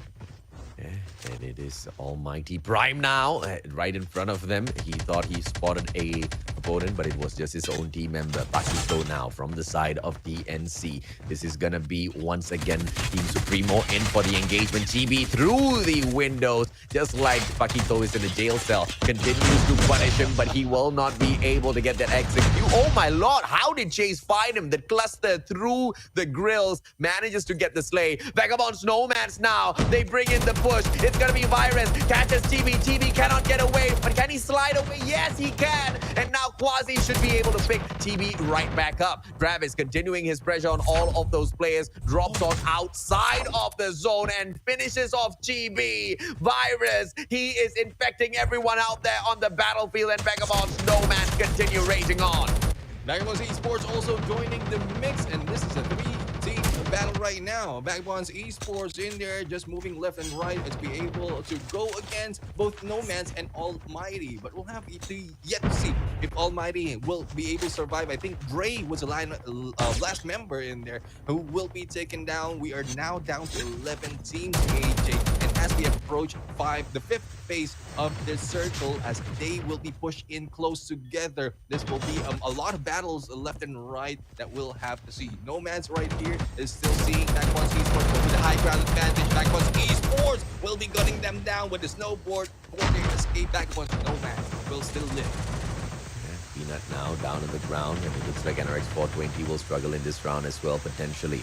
They have to be careful here because getting players eliminated at this point might just end up in a situation where they cannot pull them right back in through the revival flight. Virus right up top of the hill. No one's going to catch him off just yet. But Vagabonds Esports Yato, on the other hand, taking on the whole KPH squad all on his own and then uses the snowboard to get away. Yato survives that encounter and camps up as well as Nash. They step in his place. That was the bait, and they got debated. KPH kicks just for kicks as they run away now. Bake is half baked as he tries to take this engagement, but all he can do now is try to run away from the players of Vagabonds Esports. One final shot would have been able to overcook that baked potato, but Yato does not finish that off, and Bake survives that encounter.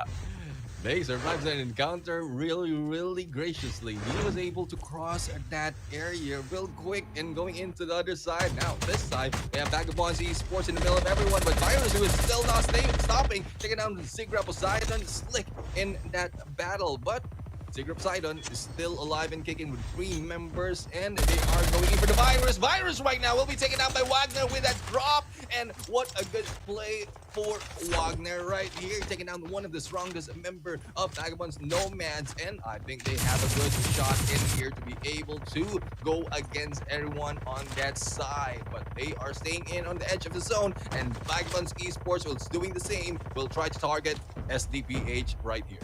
Kape grabbed a kill off of a player from the side of NRX 432, and that's just going to be the battle of brothers, but that doesn't seem to continue on out there. Here comes Vagabonds Esports. Psychos is out for the play as well as SDPH now engages with them, but Kalibe drops blue right out in the open. Yato tries to pull one back with the Odin in hand, cannot find a single player out there, and Claudie with the knock onto blue will be able to continue the pressure onto the rest of the players of Vagabonds Esports. It is going to be Team K dropping by as well. The Empress are in for the play, and Vagabonds Esports says thank you very much, but no, and they get out of there.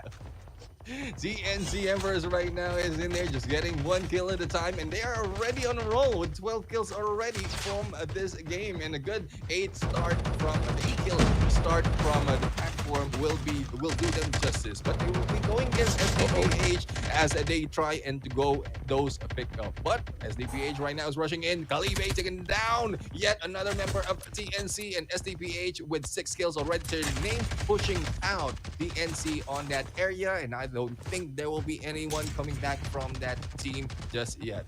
One of the reasons why Vagabonds Esports are the king of kings of Call of Duty Mobile Battle Royale is because of situations like this, as well as the decision making, the instantaneous reaction from the rest of the players, where they knew, all right, third party on the way. If we do not disengage now, we are done and dusted in this round. And as they reposition, they continuously find kills out there, and Helicious Vicious unfortunately came across the players of Vagabonds Esports. Kintaro with a long off shot, managing to get yet another kill to the side of NRX 420, and it looks like they want to make a comeback out in here after bombing out in the previous round. Can they get Yato? Kintaro with the blind shots through the smoke will not be able to bag anything just yet. It will be Boji for the left-hand side flank, and the players of Shooters Philippines, the Shooter Die Philippines, not able to catch them out just yet, but so much smoke out there on the battlefield, Neptune, all of their visions obscured. Yeah, with the smoke plus the FPV mode, it will be very difficult. Kintaro right now losing a few of those HP, but is trying to recover as they go in for the flank. It's SDPH going against NRX 420, and a good play for SDPH to just stay still and recover all the armors that they've lost. But the rush right now with the smoke, as well as the push on the other side by NRX 420, might be causing SDPH to move as well to be able to avoid the gunshots, but this is getting too close for comfort, AJ. We have a Kalibe trying to shoot down Cafe, but Cafe will be hiding in the smoke and will still be surviving.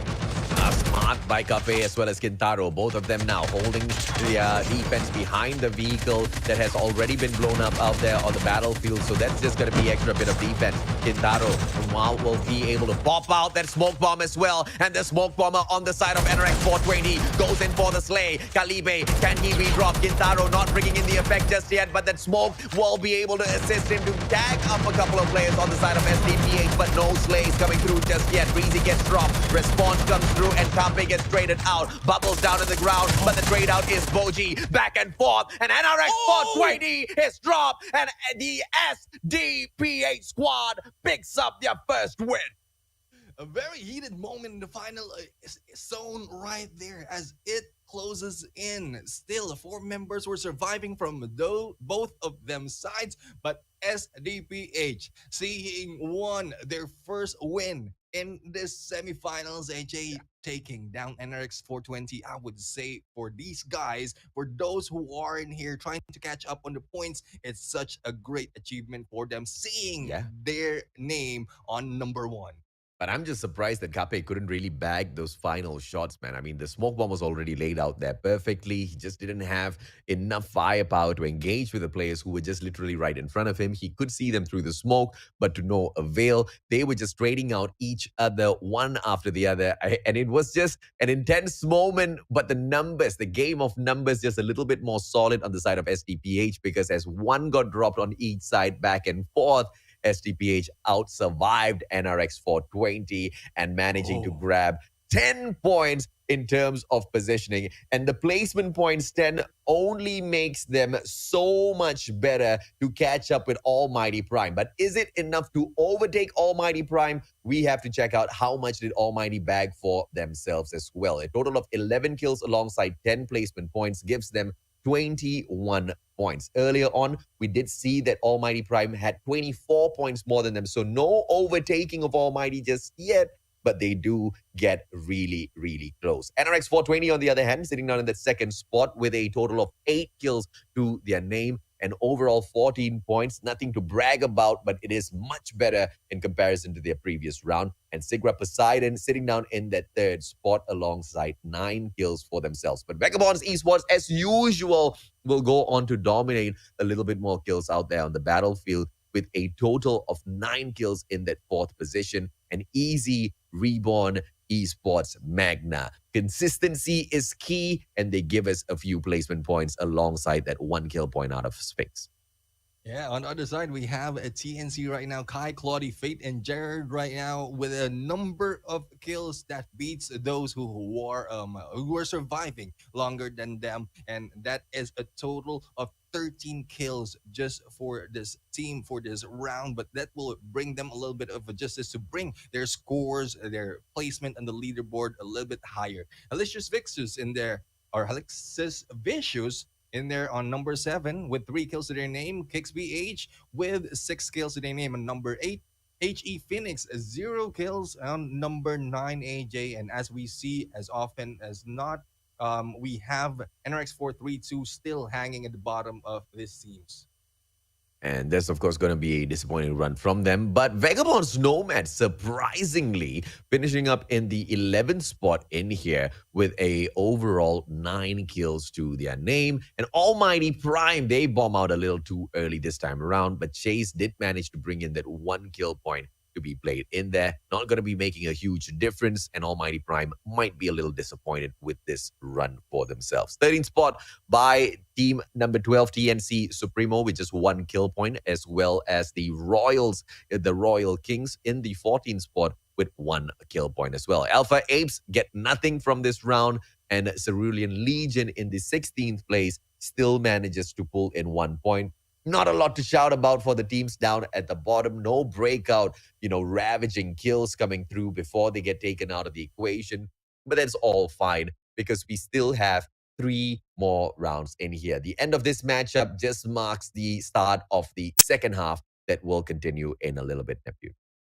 I mean, you mentioned about just going in on 3 rounds. It felt like with the number of points that they gathered by most of the teams right here, it looks like they have been playing for all 6 rounds already. But yeah, as what you mentioned, we're still only halfway through, and going for the count, AJ, as to how many kills has been done already and the overtaking of the highest points that we've seen on semifinals, I think it has been beat already just for this round, and a lot more will be going in, and I mean will be happening to be able to increase the lead and show that those from Group B are more dominant in to the games of semifinals, but we'll have to see. It's just an assumption from my end, and it's just their way to move into the grand finals for Mm. them to prove who really is the most dominant and the kings who will be able to take that championship.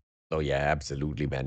Everybody out there wants to prove their dominance. Every single brand wants to be the best brand, but it has to be proven out there through their consistent plays, through their dominance on the battlefield, and not just the war of words typed out on their mobile phones or on their keyboard, not the comments from the comment section from all of their fans, but only through their performance on the battlefield. And as you can see, it's not really easy to keep a consistent line, man. Even teams like NRX 420 can be at the top at one moment, grab that number one spot, and the very second round be finishing up in that 16th place. That's exactly what we saw happen. But this time around, we did see a slight improvement coming through from NRX 420, Neptune. NRX 420 has been moving up on leaderboards as every time they fall down, they try their best to move up on the leaderboards. And if I'm not mistaken, if my calculation is correct, they have also crossed that the 200 Yes. mark that Vagabonds Esports as well as Nomads has taken on this day. So we'll have to see if the consistency from there will still remain, because so far they are switching into the FPP wherein after switching on FPP has really been a balanced fight from everyone else. The Yeah. kills is not that much one sided compared to what we've seen on semifinals one. So a lot of challenges can be done against NRX 420.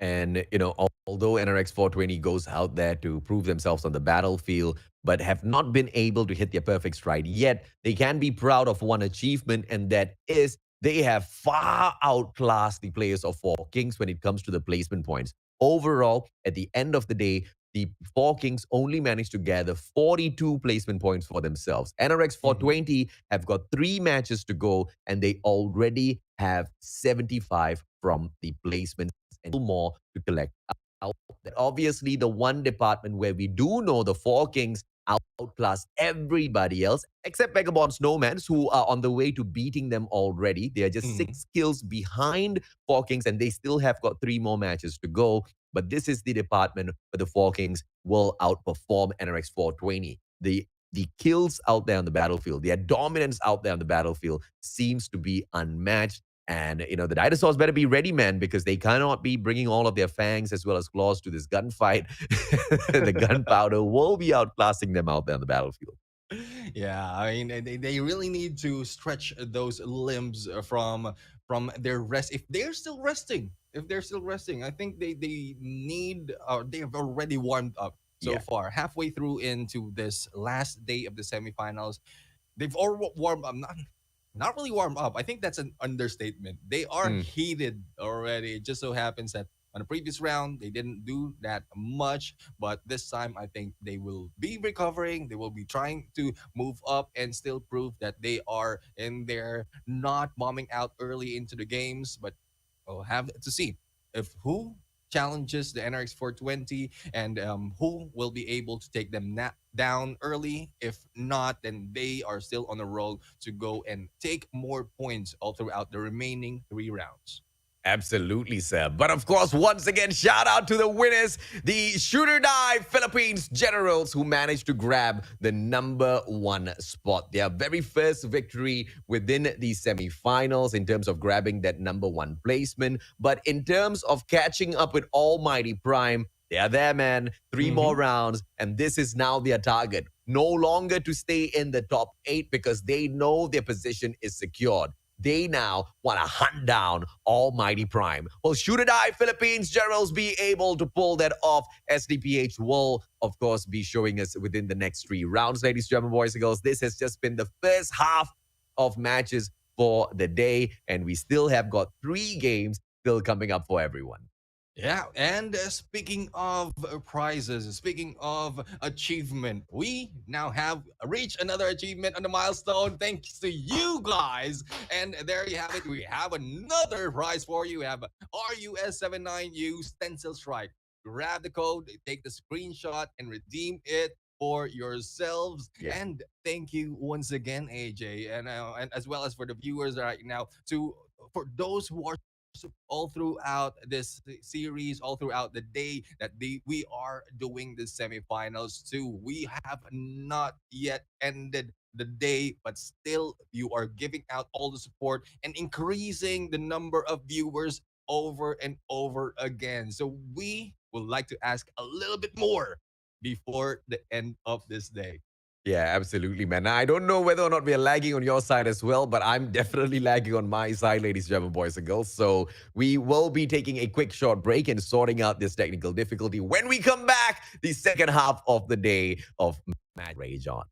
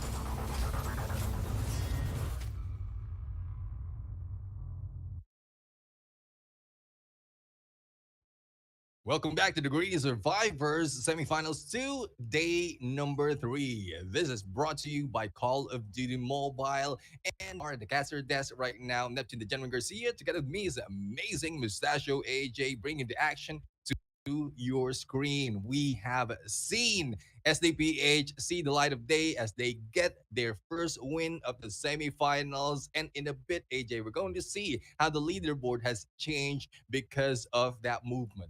Absolutely, man. Let's take a look and see if or not the players of Vagabonds Esports have managed to catch up with their brothers. 6 points between them now. Vagabonds Nomads still lead the fray, even though they do not have the most number of wins up there. on the leaderboard. But Vagabonds Esports, obviously, with their dominant victories back to back in terms of kills, will equalize when it comes to placements with NRX 420, who are very quickly catching up with the brothers in that number one and number two. Almighty Prime continue to do well as well in the fourth position. They have got 125 points to their names. But SDPH General, this was the team that was very, very slowly climbing up the leaderboard, very, very slowly focusing on their dominance out there on the battlefield, and very finally managing to prove themselves as they grab that win for themselves in the previous round of. Yeah, I mean, reaching the 100 points total in their SDPH, overtaking HE Phoenix in their number 5 spot, with the addition of that win really gives them a great motivation. They have been silent all throughout, not really showing up, not really popping off that much, but slowly in the scores, in the points that they are putting out, they are creeping in there, trying to catch up on Almighty Prime. One more good round for them will be able to overtake Almighty Prime, or probably one or two good round for them will be able to take out Almighty Prime on that number 4 spot. But we'll still have to see how the rest of the teams from the right side of this list will be able to cross over, because so far Easy Reborn Magna with their placement domination are still doing all a good spot, holding a good spot to be able to maintain their spot on the grand finals. Royal Kings is in there also, crossing in with 80 points, but not too far behind is KPH. So we'll have to see how KPH, Cerulean Legion, as well as TNC Supremo and TNC Emperors be able to catch up to the points and cross over on number 8. Yeah, man. And in terms of what KPH will out there on the battlefield, we have seen them. We have seen them Mhm. capable of taking kills. We have seen them being dominant. But the same exact request we had out of SDPH, the same exact request we had out of Easy Reborn Esports Magna, is for them to find those placement points finally. And KPH Wicked, a team that is so capable of so much out there on the battlefield. We have seen their engagement capability already, and exciting battles they show us time and time again, but just no consistency through their play. So hopefully this is going to be that round that they can find it in. The final 3 rounds are going to be the most important rounds of some of who are still struggling to make it into the top 8. Yeah, and looking at the data, the number of kills that they have for Kills PH, it is really around the area of HE Phoenix. So the distance between them on the leaderboard is just a matter of the placement that they will be getting. And well, the challenge is has been brought to KPH. If you'll be able to deliver, then good on you. You will be able to cross in there with ease. But with those who are trying to catch up, then we'll still have to see if they will be challenged by those who are trying to slowly move up. That would be in the name of NRX 432, who has reached 64 points already on 13th spot. Not too far, really, slowly moving in, but the way they are approaching this is a little too slow, because for today, AJ, they have maintained the 12 and 13 spot just back and forth. So Yeah. their movement will be based on the performance, especially in the placement, because on the kills they can deliver, but how long they survive is up to them. Yeah, man. And if all of those players go out there and bring out their best, obviously someone has to lose out there on the battlefield. And Yeah. that's just the problem right now. Everybody wants to bring their best. Everybody wants to step it up. Everybody wants to make it through to the grand finals, but not everybody can bring in those dominant plays and engage as cleanly as some of the top 4, top 5 teams we have out there on the battlefield. Obviously, SDPH are not the ones that are most proficient alongside Almighty Prime. They are still building up their firepower. But the top 3 teams, man, Vagabonds Esports, Vagabonds Nomads, as well as NRX Philippines 420, they're making it so difficult for the other teams to perform in the way they want to.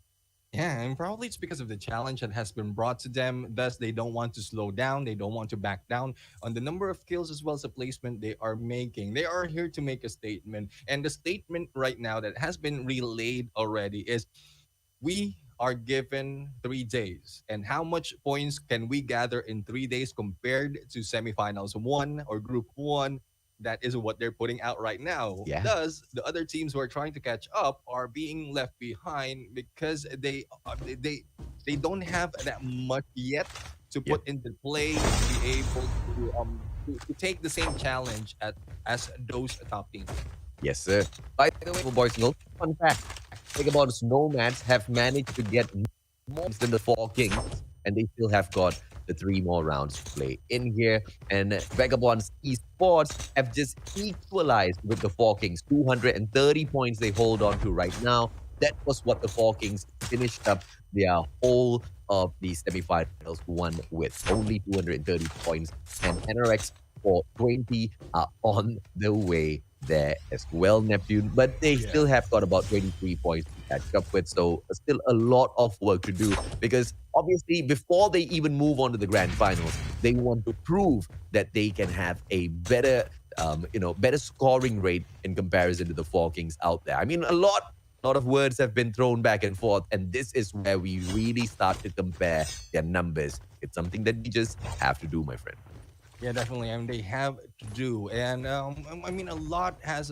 I mean, a lot has been in play as well as at risk at the start of this game. It's the honor that the teams have with the names that they are carrying. They need to put up a lot in here to be able to show that they are the most dominant, not just on as you mentioned, AJ, as a keyboard warriors, but also as the team who plays in Battlefield. But speaking of Battlefield, we have HE Phoenix right now going into battle against Alpha 8, and this have yet I mean, we waited for this to happen. We have waited for this to happen for quite a few rounds already because we've seen both teams take the high stamp right here, and I think HE Phoenix is taking the short end of the stick, but no, Assassin right now is in here, will try to get around, and Kumori will be taken down, will be able to go in for another hit, and the pickup is still to happen. But Golotov right now will be crushed. They have it one after the other. We have HE Phoenix right there, just rising up from the ashes and showing the ace that they will not be put down that easily. Oh yeah, absolutely, man. An assassin just living up to his name, assassinating player after player after player. And now Sucre moving on in for the shutdown, but he pops the cluster first, doesn't step on right into it, gives Assassin the opportunity to pick Merc right back up, pops the smoke for them as well. And that's what you call teamwork, ladies and gentlemen, boys and girls. Once again, a lot of potential out of he Phoenix out here on the battlefield. And we would love to see them in the finals with the effort that they've put out there on the in the competition so far. They have got 90 points to their name, 10 points over the Royal Kings, who hold on to the 8th spot. That's the final spot to make it through to the finals. So at the moment, Phoenix, they are doing all right, but they cannot slack off because they're just way too close to some of them at the bottom there. And anything can happen, man. In these final 3 rounds, the teams can continue to wake up because, like we've already discussed, Neptune, a lot of potential out there on the battlefield that is being suppressed by some of these bigger teams like NRX 420 as well as the 2 Vagabond squad. But if they do manage to avoid the top dogs and engage with each other on the other hand, that's exactly where we get to see them at the very least show off a little bit, sir. They need to show off a little bit in this game, and Super right now putting the final nail into the coffin. That ape will be light down, and there you go. We have the HE Phoenix right here getting a squad wipe right now, but on the other side of Turbine, another battle. This is teaming against Elixir's Victory and Secret Poseidon. Secret Poseidon is in here, has maintained their position on this area of the Turbine and is now being challenged. How much will they be able to put out as the safe zone is going?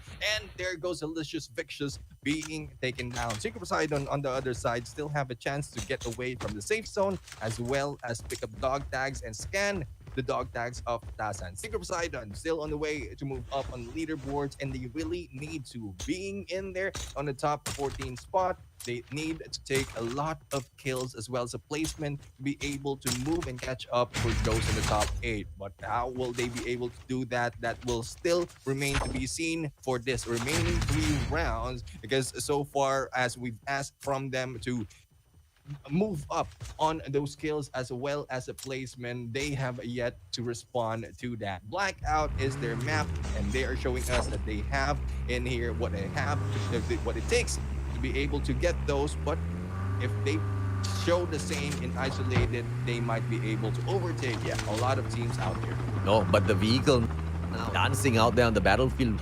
Are, I do not know what is going on. I think they've got a flat tire, ladies and gentlemen, boys and girls. So as the boys get out of the car and replace their flat tire, we will hop on over to another battle. It's going to be SDPH. Once again, opportunity to shine as they take on the players of TNC. And this is going to be the one and only TNC Supremo, who moves on and tries to shut down Breezy. Sean gets the PPSH headshot, and Breezy gets taken out of the equation. But it will be a quick turnaround here. SDPH, after performing, after winning, get banged out by the TNC Supremo squad.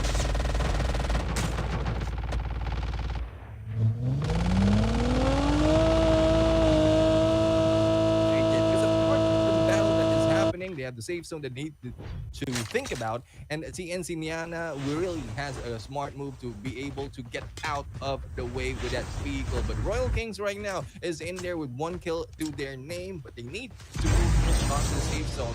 I don't think that chopper will be usable that much, so one hit with that chopper will take them down. But we are seeing yet on the shadows one from this team of TNC hiding out.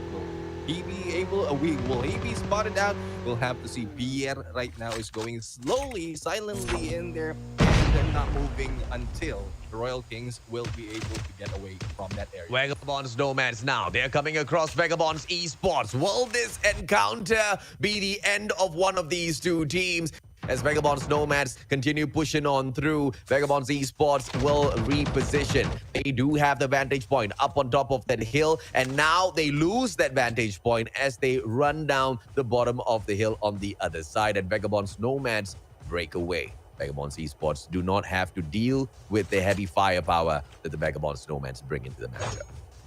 Yeah, and we have Vagabonds Esports right now letting go of that high ground on the other side. Vagabonds Nomads will not be engaging as well, peeling out from that battle and probably waiting for the third or fourth phase of the circle to really show up and engage. We've seen that so far on the Vagabonds Esports on the earlier part of the semifinals. They have waited for the mid part of the game before they really get those fights. And looking at the data that we have for Vagabonds Esports, FPP is really not a big deal. Changing to FPP is really not a big deal for them because they were able to get the highest kills so far in terms of all or everyone in this semifinal. 66 to their name on the FPP mode. So it's really not something that they are not that good, but they are waiting for the perfect opportunity to capitalize further on the approach and the engagement that they are going into. Oh yeah, absolutely, man. We understand there are some speculations, ladies and gentlemen, boys and girls, but once again, please leave that to us. We will look into it, but do continue enjoying the broadcast whilst all of these teams do go ahead to engage with each other. Vagabonds Nomads, once again, they come across Almighty Prime. GB right in front, but uses Mother Nature as a little bit of cover. That tree just sucking up all of those bullets, and that's not going to be hurting them at all. And Almighty Prime just waiting for Vagabonds Nomads now to make one mistake. Cluster will be dropped, but nobody gets caught. NRX 420 drop by to say hello to everyone. Is this gonna be a great mistake? Chase has been dropped, and now this is the opportunity for Vagabonds Nomads to take away all of the NRX 420 players, and that's the first thing that Fox does. Kitaro drop, Peanut goes down, Chase gets taken out of the equation as well. Carpe down onto the ground. It's all left in the Wonder Kid Boji's hands. Well, Boji survived. Boji, yes, he gets away with his life, with his health. No! Quasi! Almighty Prime! The final strike! And that's the end of the dinosaurs in this round! Once again, AJ, we have seen NRX 420 being taken down in there early into the game, not even making half of the team who jumped in here. And Vagabonds Nomads, as we look at it, has dominated it with still a complete squad to their name. And those chasing NRX 420 in this game will be able to move away far from Vagabonds Nomads. Now we'll have to see what momentum will be brought into the table as we've seen Nomads get all those engagement or succeed in surviving in that engagement. And as they back away and get a little bit of a recover from the damage, we'll have to find out if what can they do more.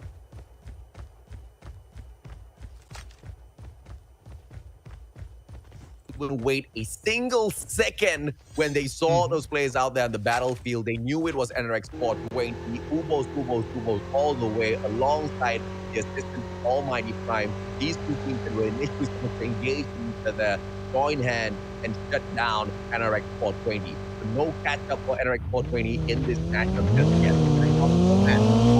Down, and the players of Almighty Prime will continuously be hunted down by the Vagabond Snowman's players. Royals, on the other hand, the Royal Kings. Here comes Blue, knocking him down onto the ground. Oh, rewind! Rewind for the save! And Blue doesn't get the kill.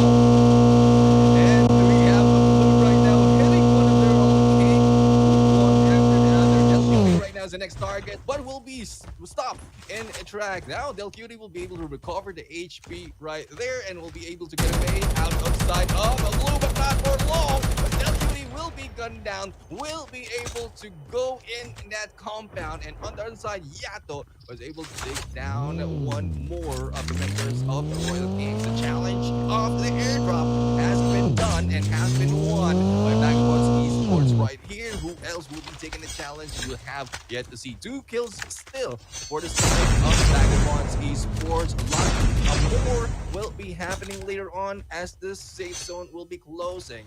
Once again, this is just the third phase, and we are going to fourth. And from what we've seen so far, the performance of Vagabonds Esports, they wait for the fourth or fifth to be able to get a lot of damage when everyone is near each other. Yeah. Royal Kings was able to go to drive by. Not quite sure how many of the dog tags was taken by one of their members, but if they have survived, then still good on them to be able to get more points on the placement as well as the kills later on this game. Yeah, let's see what they can drag into display as Vagabond Snowmans. You guys saw the leaderboard earlier on, still holding on to their number 1 spot since day number 1. That's quite the achievement, if you ask me, Neptune. I mean, a lot of engagements taken out there on the battlefield, and in a lot of them, it is the Vagabond Snowmans that walk away victorious.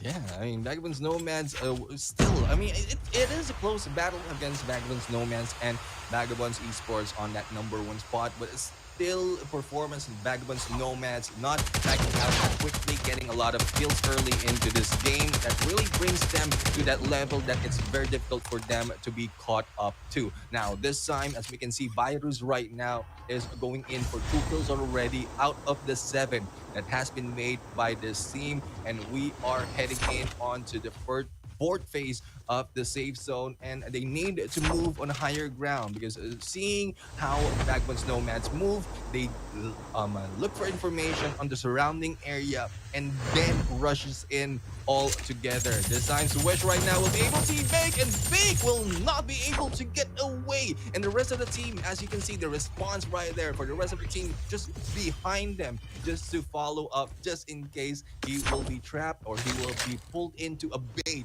by the other teams. A good tactics by Nomads right now is really bring them to an all-time high on this semifinals. Will be Vagabond Snowmans now, the team that has managed to garner 8 kills so far, and it looks like Cerulean Legion might just be the ones that give them 4 more. It is going to be James in the vehicle as he continues to find a couple of more of his players out there on the battlefield who are all stretched apart. KPH, Kicks Philippines as well. Now they have to deal with NRX 432, Swala and Cho chasing down Debscali. That brings out the DLQ, but is not able to give him any gifts just yet in terms of a parcel from those sniper shots. But NRX 432, as they hunt down the players of KPH, they need to be careful. Right in front of them, Vagabond Snowmans might be able to say hello. Nav's Gallery right now is in a position wherein it might happen once again what happened earlier, but this time with that Poltergeist will be able to survive, and on the other side, Virus was able to take down Cho. So it is the same, but Vagabond Nomads for the side of PH right there. Nav's Gallery will be able to run far away from this battle, and Vagabond Nomads will be capitalizing on that, trying to take down the rest of the teams surrounding them as one of 432 has been taken down already. Now we have seen one of the Legion right now. James, still that annoying on that vehicle that we've seen so far, so many times, AJ, on this map of Blackout, and I don't think they will be letting go of that vehicle gameplay so far. They have made great strides Yeah. in getting placement, in using those, and all they had to do is just maintain that and not be taken down early. Yeah, absolutely, man. And of course, as the players of Vagabonds Nomads now, once again finding yet another squad. This is the kind of team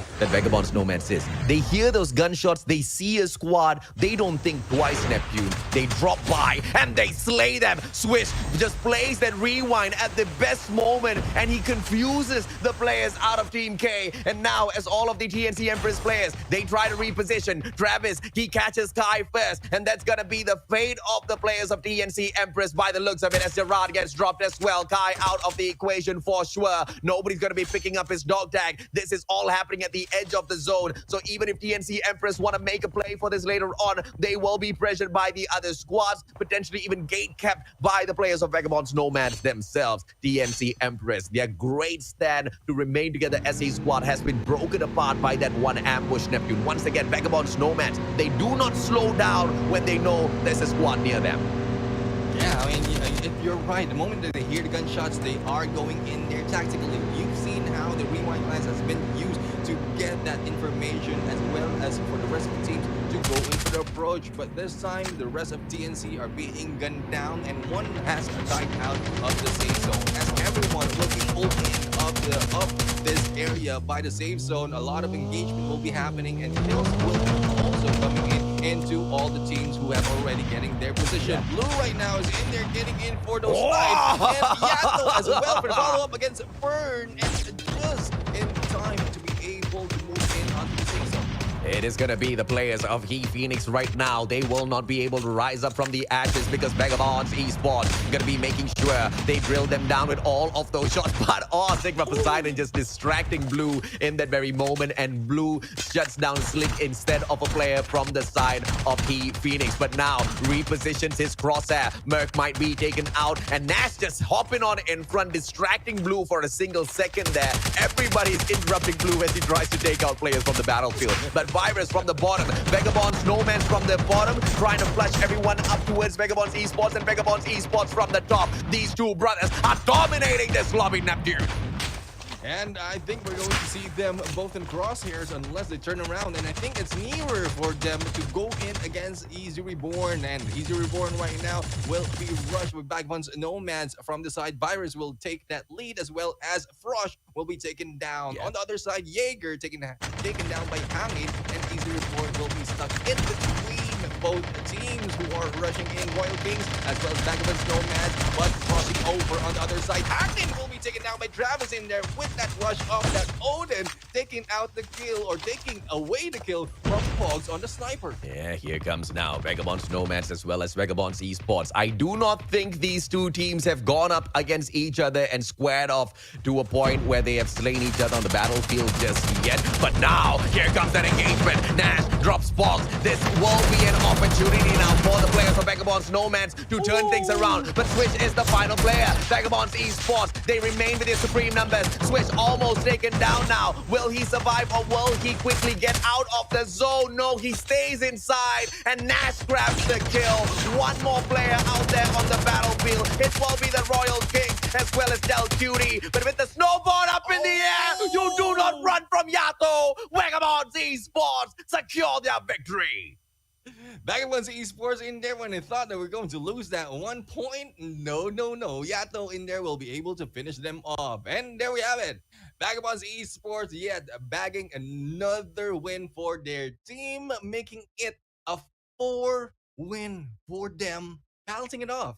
Again, five wins already. They are the highest in here on the semifinals, going in against NRX 420. So yet the current Kings are showing us that they are dominant in this game, and they are not slowing down, AJ. I mean, what can we say, man? It is the Vagabonds' dominance in semifinals too. This two team has been so solid out there. Neither one wanting to back away. But in fact, Vagabonds Nomads are the more aggressive one like what we've seen from day number one of the semifinals to in here. Always going out there, always aggressively looking and hunting down team after team, regardless of what their chances are in those lobbies. And they always end up aggressing in terms of kills, even when they do not finish off with a great placement point. So let's hope and see that that would have been a similar situation in here as well, as Vagabonds Esports this time overtake them and shut them out of the equation. It was the Royal Kings who managed to get that second spot, but we need to look at those kills. And like I said, man,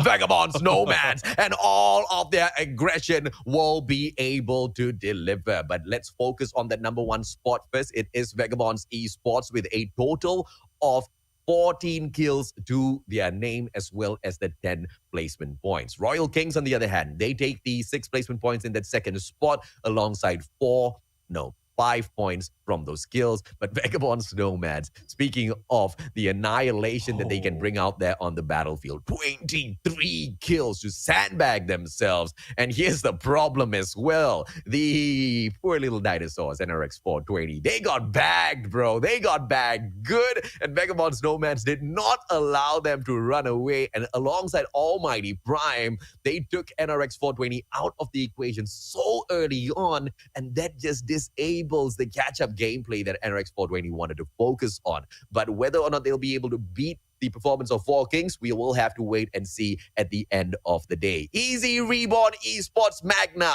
provides us those placement points that we continuously look for. They don't care about those skills anymore. They want to get into the grand finals. And I salute you, Easy Reborn Esports Magna. What you're pulling off here is not easy at all, but they're pulling it off with consistency. Fourth place, and they grab that one kill point for themselves, nephew.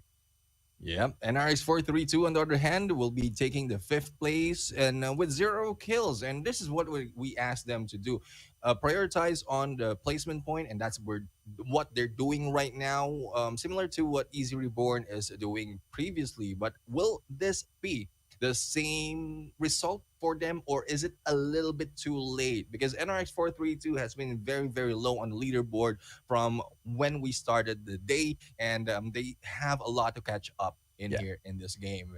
We have HE Phoenix right now in there who has been performing so well all throughout this day, but right now they stay in on the number 7, and with 5 kills, will still, I would say, fortify the control on their top 8 lead. On the other side, we have TNC right now from team number 12 on 8th spot with also 5 kills to their name. Cerulean Legions right here on number 9 with the 3 members surviving. The vehicle gameplay that they are doing on the blackout map this time didn't work that much, a little bit low on the placement, but with Sinitsi taking the 2 kills, a few more of points to be able to move their placement or tip the balance of their placement in the leaderboard.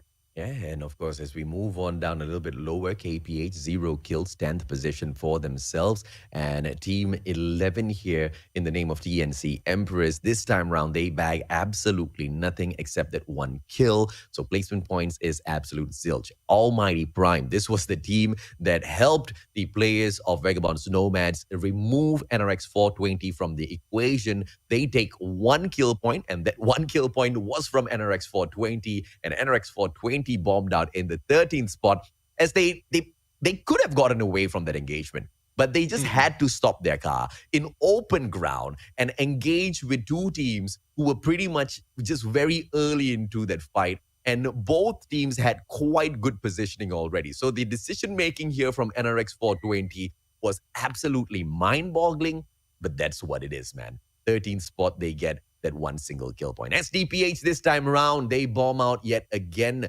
and it will not be a situation where, or it would not be a result that we expected out of them, because we would have thought that, they would be beaming with pride, beaming with confidence, and to get down into this matchup after grabbing that victory earlier on wasn't the case. 1 kill on their side, Neptune. The same for Helix as well as the Alpha 8s.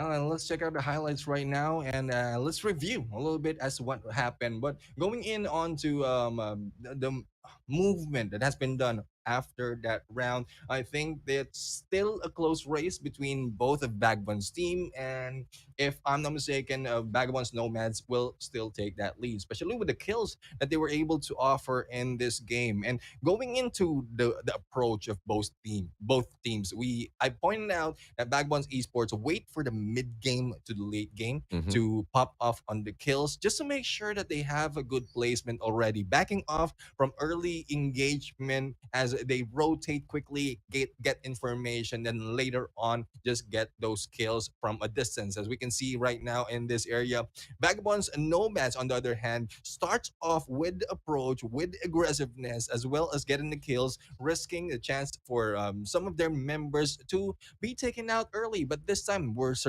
able to survive in those fights until the final stretch. But they went against Vagabonds Esports, who has been pulling out or holding out on using the resources that they have. So they will be taken down. And it's a good as well on Royal Kings after that engagement, after being let go of Vagabonds Nomads and Vagabonds Esports jumping into the play, they were able to hide out and survive, thus putting themselves on number two. But there we have it, guys. On round number four, we have Vagabonds Esports taking yet another win, bringing their team to a record high on the number of wins on the semifinals. And of course, Vagabonds Esports will continue to dominate out there with the amount of firepower they do have within their squad. We know them as the king of kings of Call of Duty Mobile Battle Royale, and they continue to prove that nobody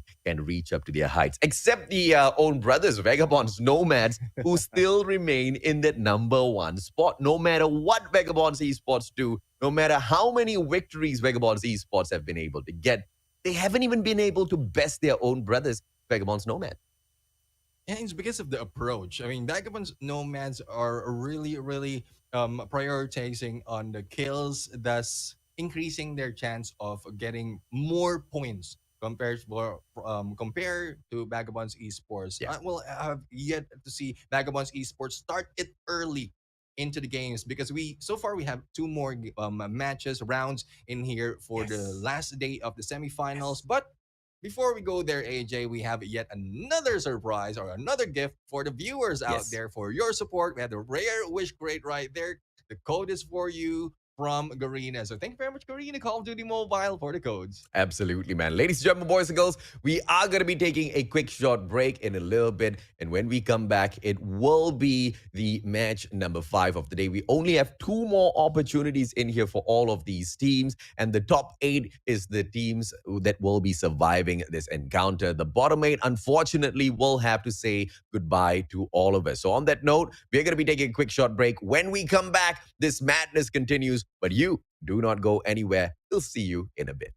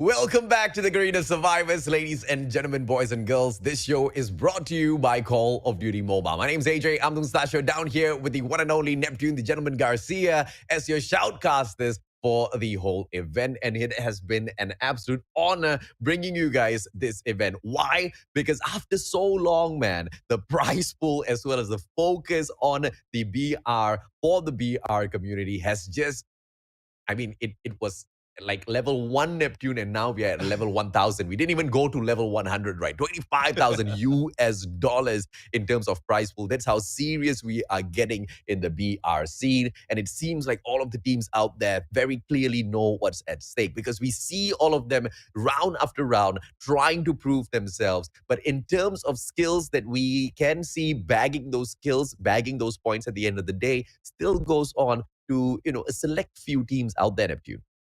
Yeah, I mean, the top teams are still, I would say, this is still top heavy compared from what we've seen so far in the Yeah. previous previews, semifinals. But this is the exciting part because Yeah. we already know who is the top four, top five, and Yes. it's the battle of the top eight Yes. that we want to put Yes. into focus.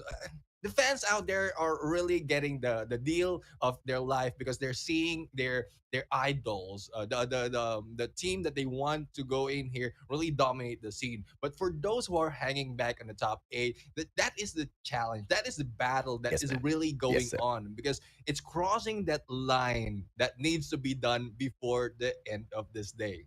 And it's easier said than done, though, right? Because Mhm. what can you achieve in 2 rounds that you have not been able to execute well in so many rounds already played so far? 16 rounds played so far. It might just be asking for too much. But sometimes when your backs are up against the wall, that's exactly when some of these teams go out there and truly not perform at their best of abilities, but out of their current capabilities because of what's at stake. Let's take a look at the leaderboards and see who are these teams that have that fire in them that will be pushing themselves beyond their limits. We're going to skip past the top 5 for sure, as SDPH Generals are now one of the titans of the competition, but they have to be careful though, because He Phoenix Mhm. right behind them. But looking down below here, Royal Kings themselves have managed to continue bringing in that consistency alongside Easy Reborn Esports Magna. From what we saw in the previous round, Neptune, these two teams, although they're not bagging a numerous amount of kills, they have now started to focus a little bit more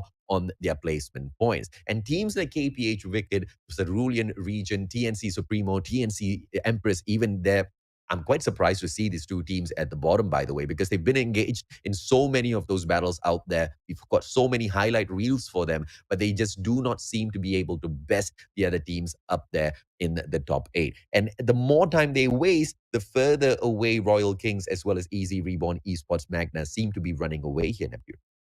Yeah, I mean, for those teams who are not really getting across the 20 points on the placement, that is what we're asking for. But on the other side, Cerulean Legion or and TNC Supremo doing well on the placement, but it's just on the kill points they're not doing that much as compared to the others who are making a balance of both.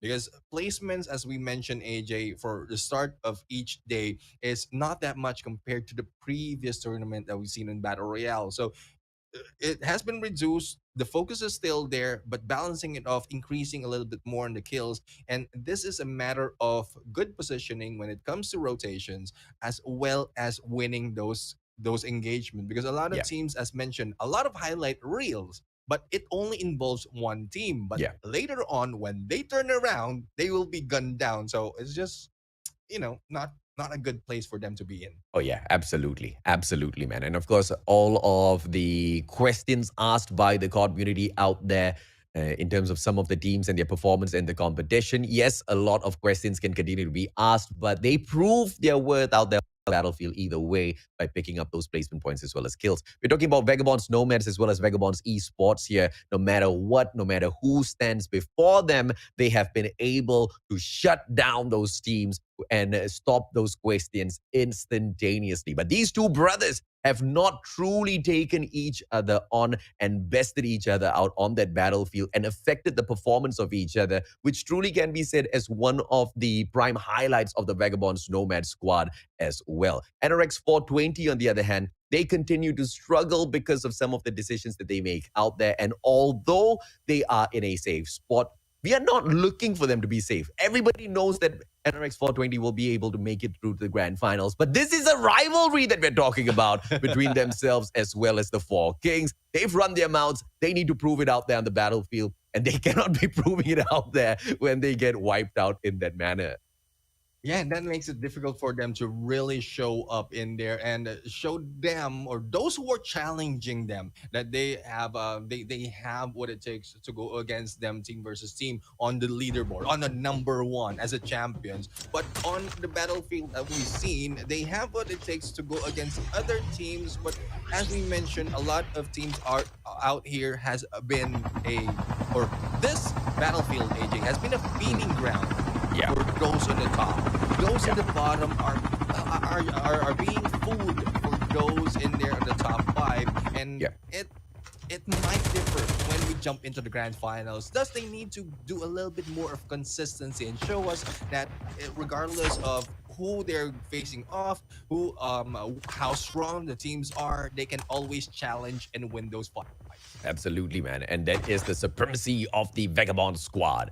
Both Nomads as well as esports. But the Royal Kings now, they have to hang back because right in front of them, they have to deal with the Empress. And once again, the highlight reel for the Empress is here. But can they bag the best for themselves? This team still struggling to make it through to the top 8, Neptune. Yeah, I mean, the Emperors has been putting in, I would say, putting in a challenge against the Royal Kings. The Royal Kings is responding fabulously in this fight. So far on this Battle of Down, the Royal Kings has been winning over and over again. It's still a question for me as to why the Emperors continue to hurt themselves that bad in the leaderboard. I mean, they are really hurting themselves. They're going against Royal Kings and losing the battle. Later on, it's one surviving, trying to recover the dog tags, and then putting them back into play who will be dying later on. It just hurts me to see a team make the same mistake over and over again. And even with the challenge that they're putting out, they are not moving themselves up on the leaderboard that much to be able to cross the line. Yeah, man. Yeah, and you know, in terms of the players of the Kings, they now very slowly back away from this compound, choosing to not engage very vigorously against the other players, and they will find a little bit of a survivability out there on the battlefield. That's what we want to see, Neptune. As we are commenting on it, they make the right decisions for themselves, and I'm happy for that, right? I want to see those players survive a little bit longer. Them just take their chances in here and not play an unnecessary risk. They don't need to get into such an early engagement. If they want to take that risk in the final circle, on the other hand, go right ahead. Be my guest, because you've already made it all the way there. Because each and every single kill point that you cannot pick up will be replaced by all of those placement points. But now we see the team of Team KT and the Empress. They reposition and they catch another squad instead, as the Cerulean boys will be dropped one after the other. This is the squad as the Cerulean players now move on through. It will be the Legion that is broken apart by the Empress. Sinitsky has been spotted out by Claudie. The information is given, and Claudie will be pressured as his chopper goes up in flames, and Sinitsky might just get taken down. Oh, but the smoke is popped. Sinitsky survives.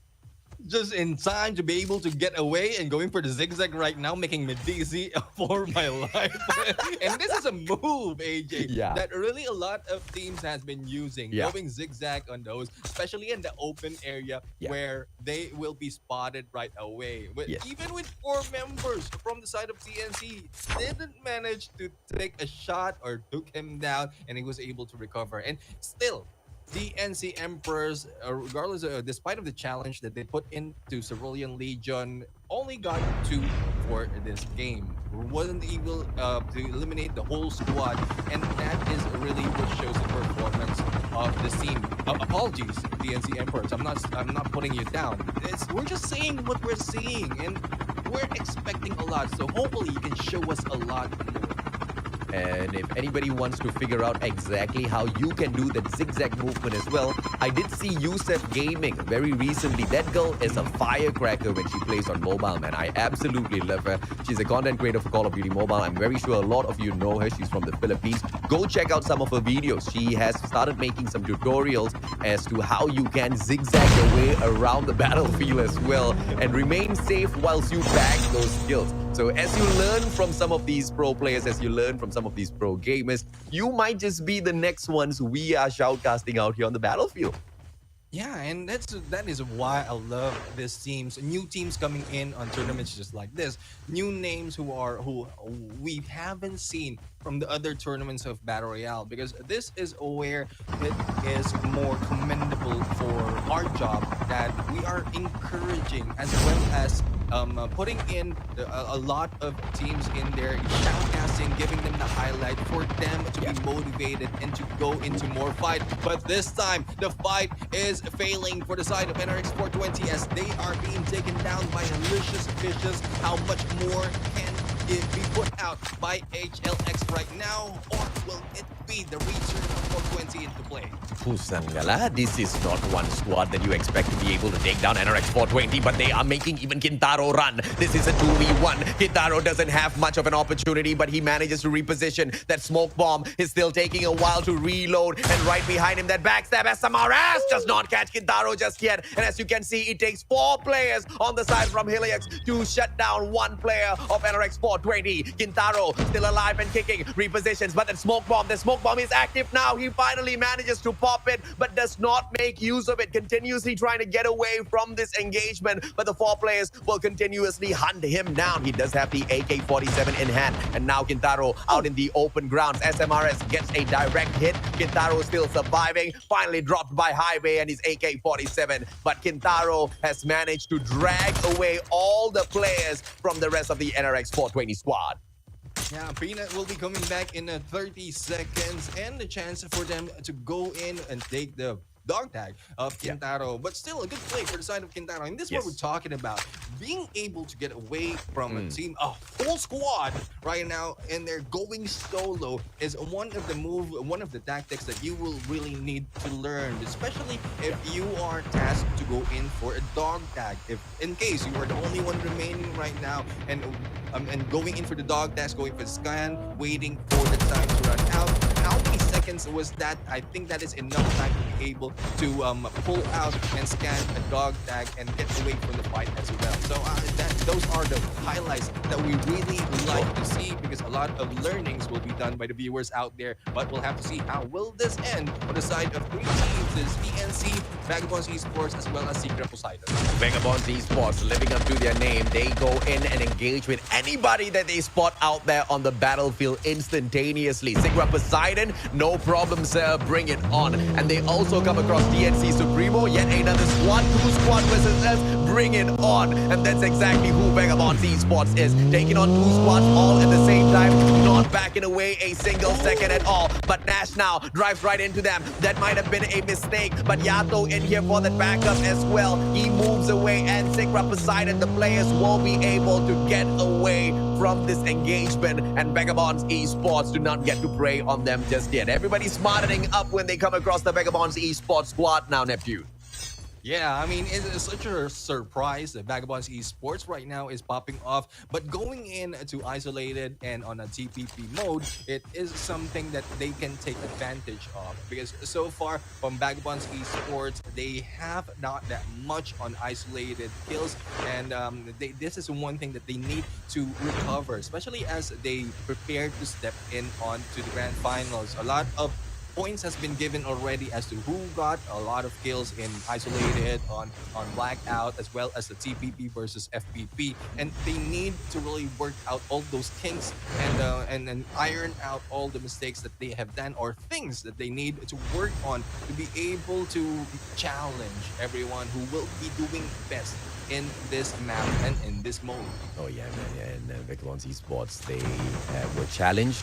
They went in for a challenge as well, but they don't manage to punish any teams to a severe effect. just yet. But Vagabond's Nomads, on the other hand, have managed to pick up 4 kills. Surge! Oh my lord! Stops right in front of Swish and gets swished away right back to the lobby and has to wait for the rest of his team members to bring his dog tag back in here for the play if they are still alive out there. And on the other side of the map, Peanut manages to find Helix and he drops the one and only Tangoy. Boji takes him out of the equation. Anorex 432 getting involved in an engagement as well as Easy, Reborn Esports, Magna take them on. Kintaro with the MW11 catches Khan in as well. And this is what you get when you hunt our boys down, says Anorex 420.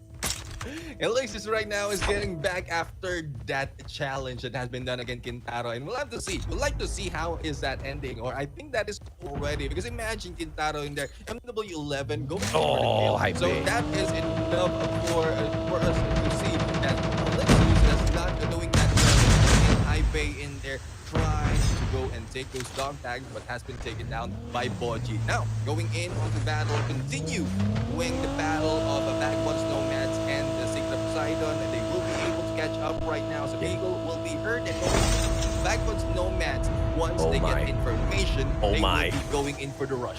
Oh, you know it, man. You know it. Vagabonds Esports and Vagabonds Nomads both have got the same style. As soon as they spot a squad out there, it's a Subo all the way. And Swish this time catches Wagner. Will force the other players of Secret Poseidon to run away as quickly as they can. Nobody wants to take on the players of Vagabonds. And as I speak of Vagabonds, here comes Vagabonds Esports now. The next one in their crosshairs. The one and only Kick Philippines Wicked. Right in front, it's going to be Aki. Backstab. It will be Nash. Nash does not get the knockdown, but it will be Yato who takes the advantage. Bake drop down onto the ground so high right in front. Nash continues the engagement. Rewind to the back as well as he makes a single mistake. Bake still will not be picked up by the rest of his team members, but Yato finds so high and he continues raging on for the side of Vagabonds Esports. But Blue down onto the ground. Anorex 420 nearby as well. Will they take advantage as the third party in here because they're heading right into this battle, Neptune?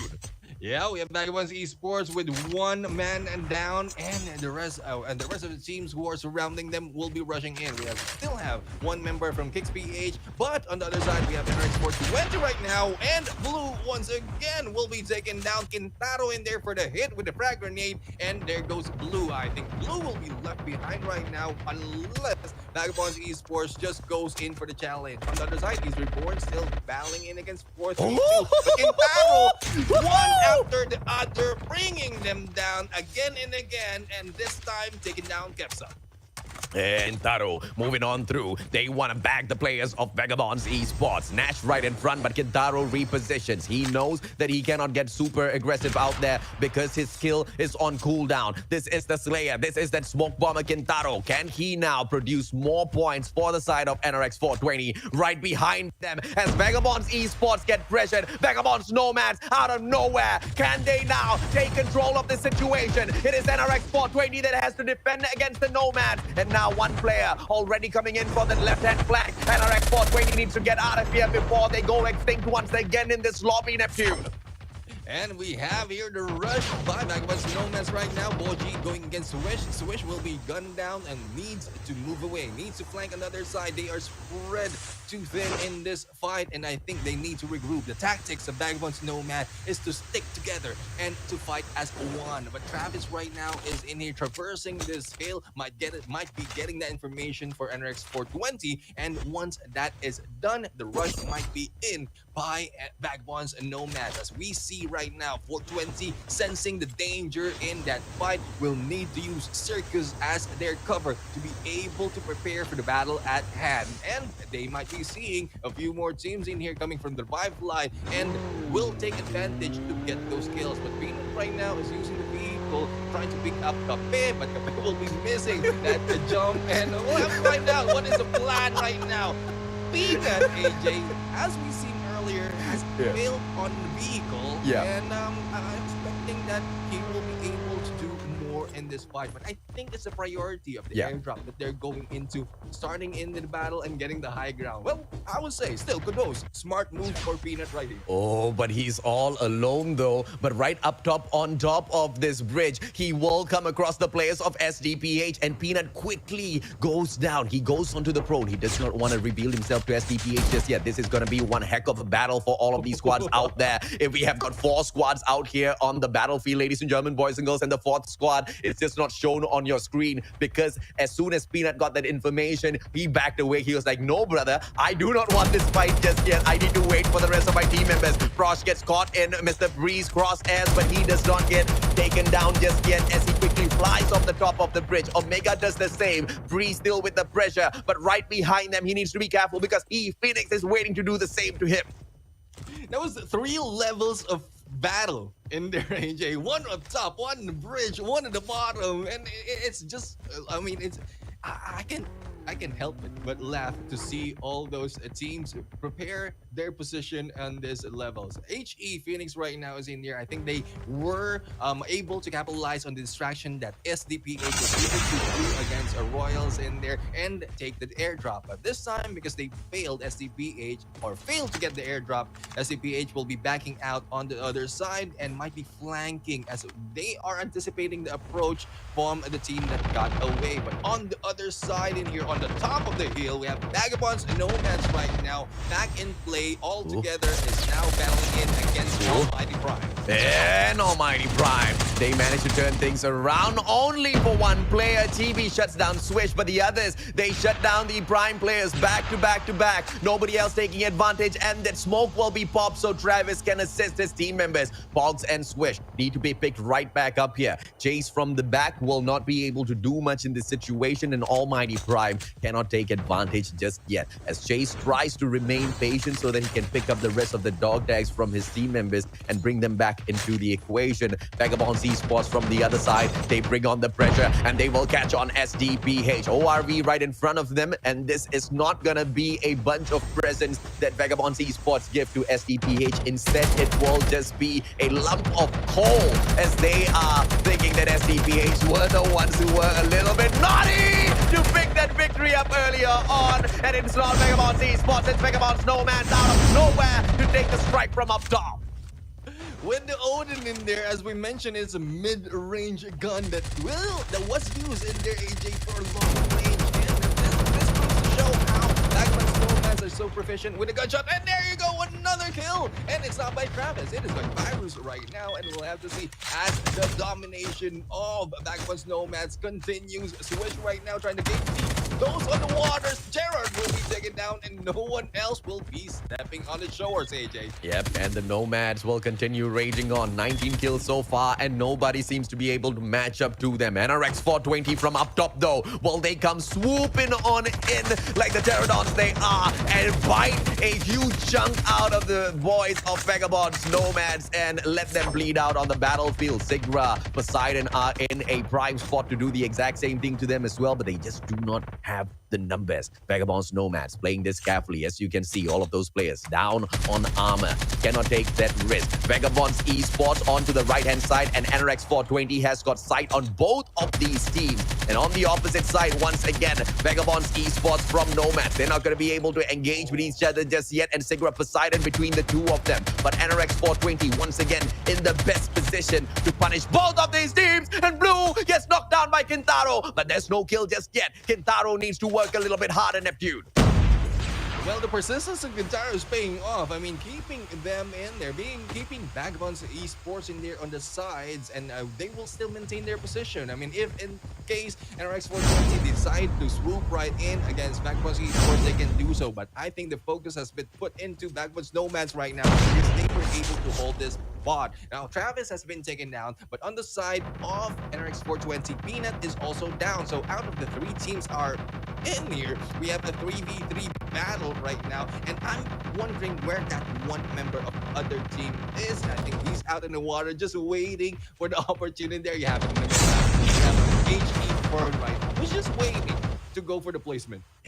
And the play is 10 more left on this mix. And Vagabonds Nomads as well as Vagabonds Esports together with NRX 420 in the mix. Do you guys want to take a wild guess which team is going to get eliminated first? I think I already know.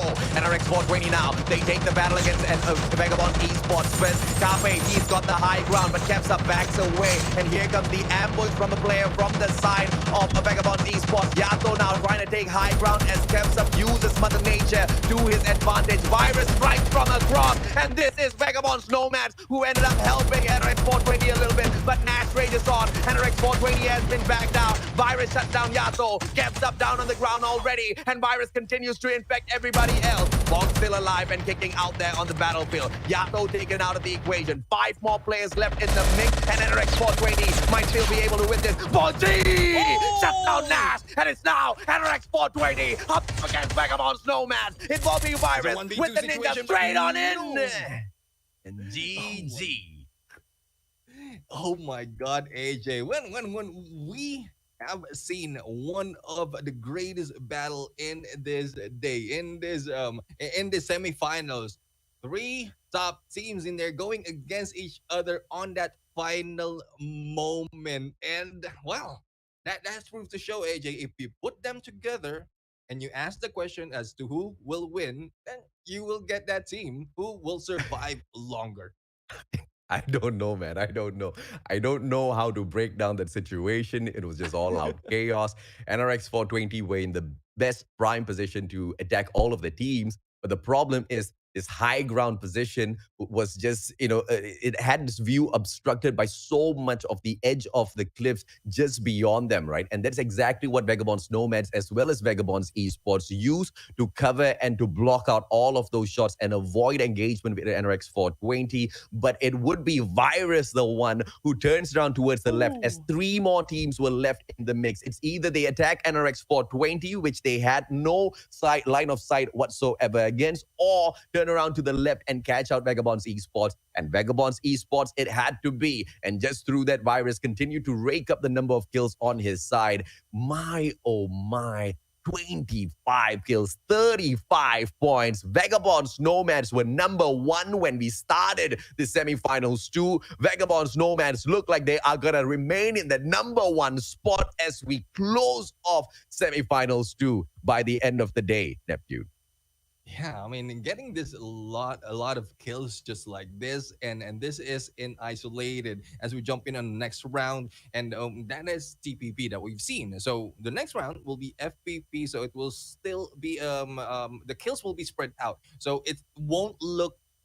I don't know. I want to see it like this, pretty much like this. One team really getting a lot of kills, but Yeah. based on the numbers that we've seen, it doesn't show that much. It's a balance of all the teams exchanging the number of points of on the kills that they've gotten on the FPP mode on the blackout. So, I'm still yet to see who among these teams will really perfect the blackout FPP, similar from what we've seen the Four Kings has done.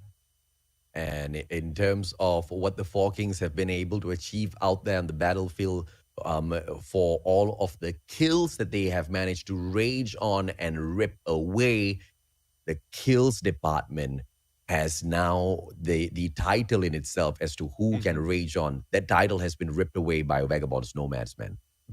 With their tremendous performance back to back to back.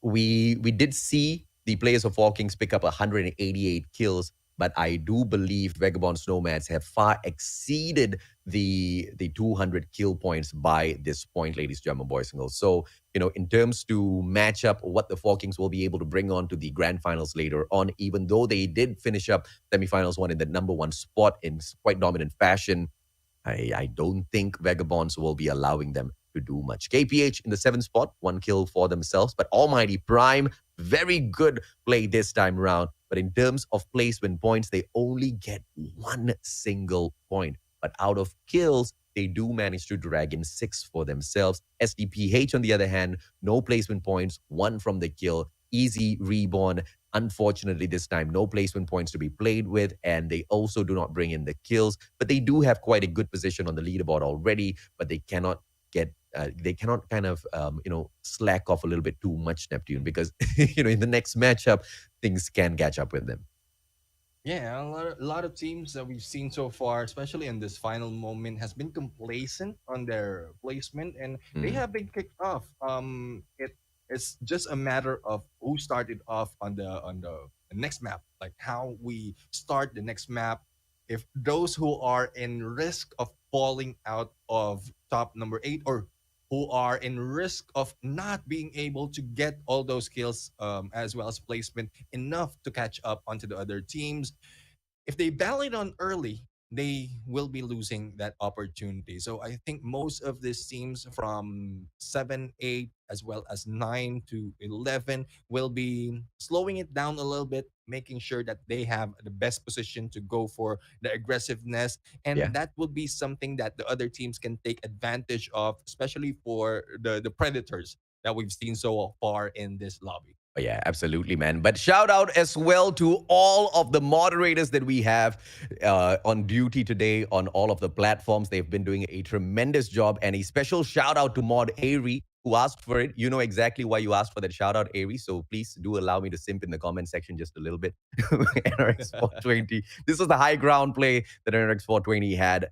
And the smoke bomb that was popped by Kintaro was just a little too premature, if you ask me. He could have waited until he got down together with the rest of his squads and used that smoke bomb to a little bit of better effect to either take Vagabond's Nomads or Vagabond's Esports out of the equation. But as he repositioned himself, we continue to see that that is exactly where NRX 420 kind of fails a little bit, right? The decision making out there on the battlefield. And as Vagabond's Nomads had to decide which one or which team they go into slay first, they had no vision whatsoever to the players of NRX 420. They couldn't spot them out. But the one and only Virus managed to catch sight of Vagabond's esports on the left hand side, and he started firing against them. That was a little bit of a game changer in that moment as well, Nephew. Yeah, I mean, there's no stopping Virus right now, because he had the opportunity to stop them to their on their tracks, and knowing that they won't be able to move up that quickly, as NRX 420 has already taken that level, and all they 420 all have to do is turn left or right. But with that big boulder on the side of Vagabonds and Nomads, it's very difficult for them to be taken out that easily. Thus, the focus will Yeah. be put into Vagabonds Esports, who are being shut down as well on the other side. So once that is accomplished by Vagabonds Nomads, all they have to do is just turn to the other side, slowly move up, and find out the position of NRX 420. But Yeah. this time, with the help of Nash on the high ground, was able to damage Boji, and Boji right now is in turn half health already as Virus rush Yeah. in. So it was a help by Vagabonds Esports, not intentional, because they really want to go and take out 420 in the middle and Mm. then cross that beach to be able to go against Nomads. But as 420 was just dead smack in the middle, there's no choice but to shoot them down first. And here's the problem, man. Anybody that comes across NRX 420 wants to kill NRX 420. The kind of pride that you get off of slaying an NRX 420 player is incomparable right now in the Call of Duty mobile battle royale scene. Even though the dinosaurs have not really been winning a lot of competitions of late, the current king of kings, Vagabonds Esports, still fail to clutch it out against their brothers, Vagabonds Nomads, who seem to be not just hungrier, but so much more dominant out there on the battlefield. Both of these Vagabonds brands have managed to beat, outbest the performance as well as the points collected by Forking so far in their own semifinals. And NRX Philippines 420, they are now 7 points away from matching up to the performance of the Four Kings. Yeah, I mean, we'll have to see how much more they can put up into play right now to be able to overtake their brothers, because AJ, we are down to our last game. They have been chasing, they have been going after, trying to reach that top spot. But so far, the Wanderers, the Yeah, Nomads, will not let them take that place. But yeah, AJ, so far, we have ended round number 5 in this semifinals. A lot of excitement has been put in there right now, and a lot of pressure as well for those trying to cross over the top 8. Later, absolutely. as we Yeah. go in to round number 6, we are going to see who will be jumping in the grand finals. Yeah, man. And I am sad. I'm sad that we are already at round five and we only have one more round to enjoy because I'm having one heck of a day out here with you, Neptune. I mean, in terms of all of the gameplay that we are witnessing out there on the battlefield, we couldn't ask for more. It's just exciting matches back to back to back. And the story that's unfolding, the comparison of points between semifinals one and semifinals two, that's going to be, hyping up the grand finals up a little bit more as well. And I'm excited, man. And although I do not want this day to end, I still want to find out how the teams fare after the sixth match of the day. We're going to take a quick short break. And when we come back, the final match of semifinals two.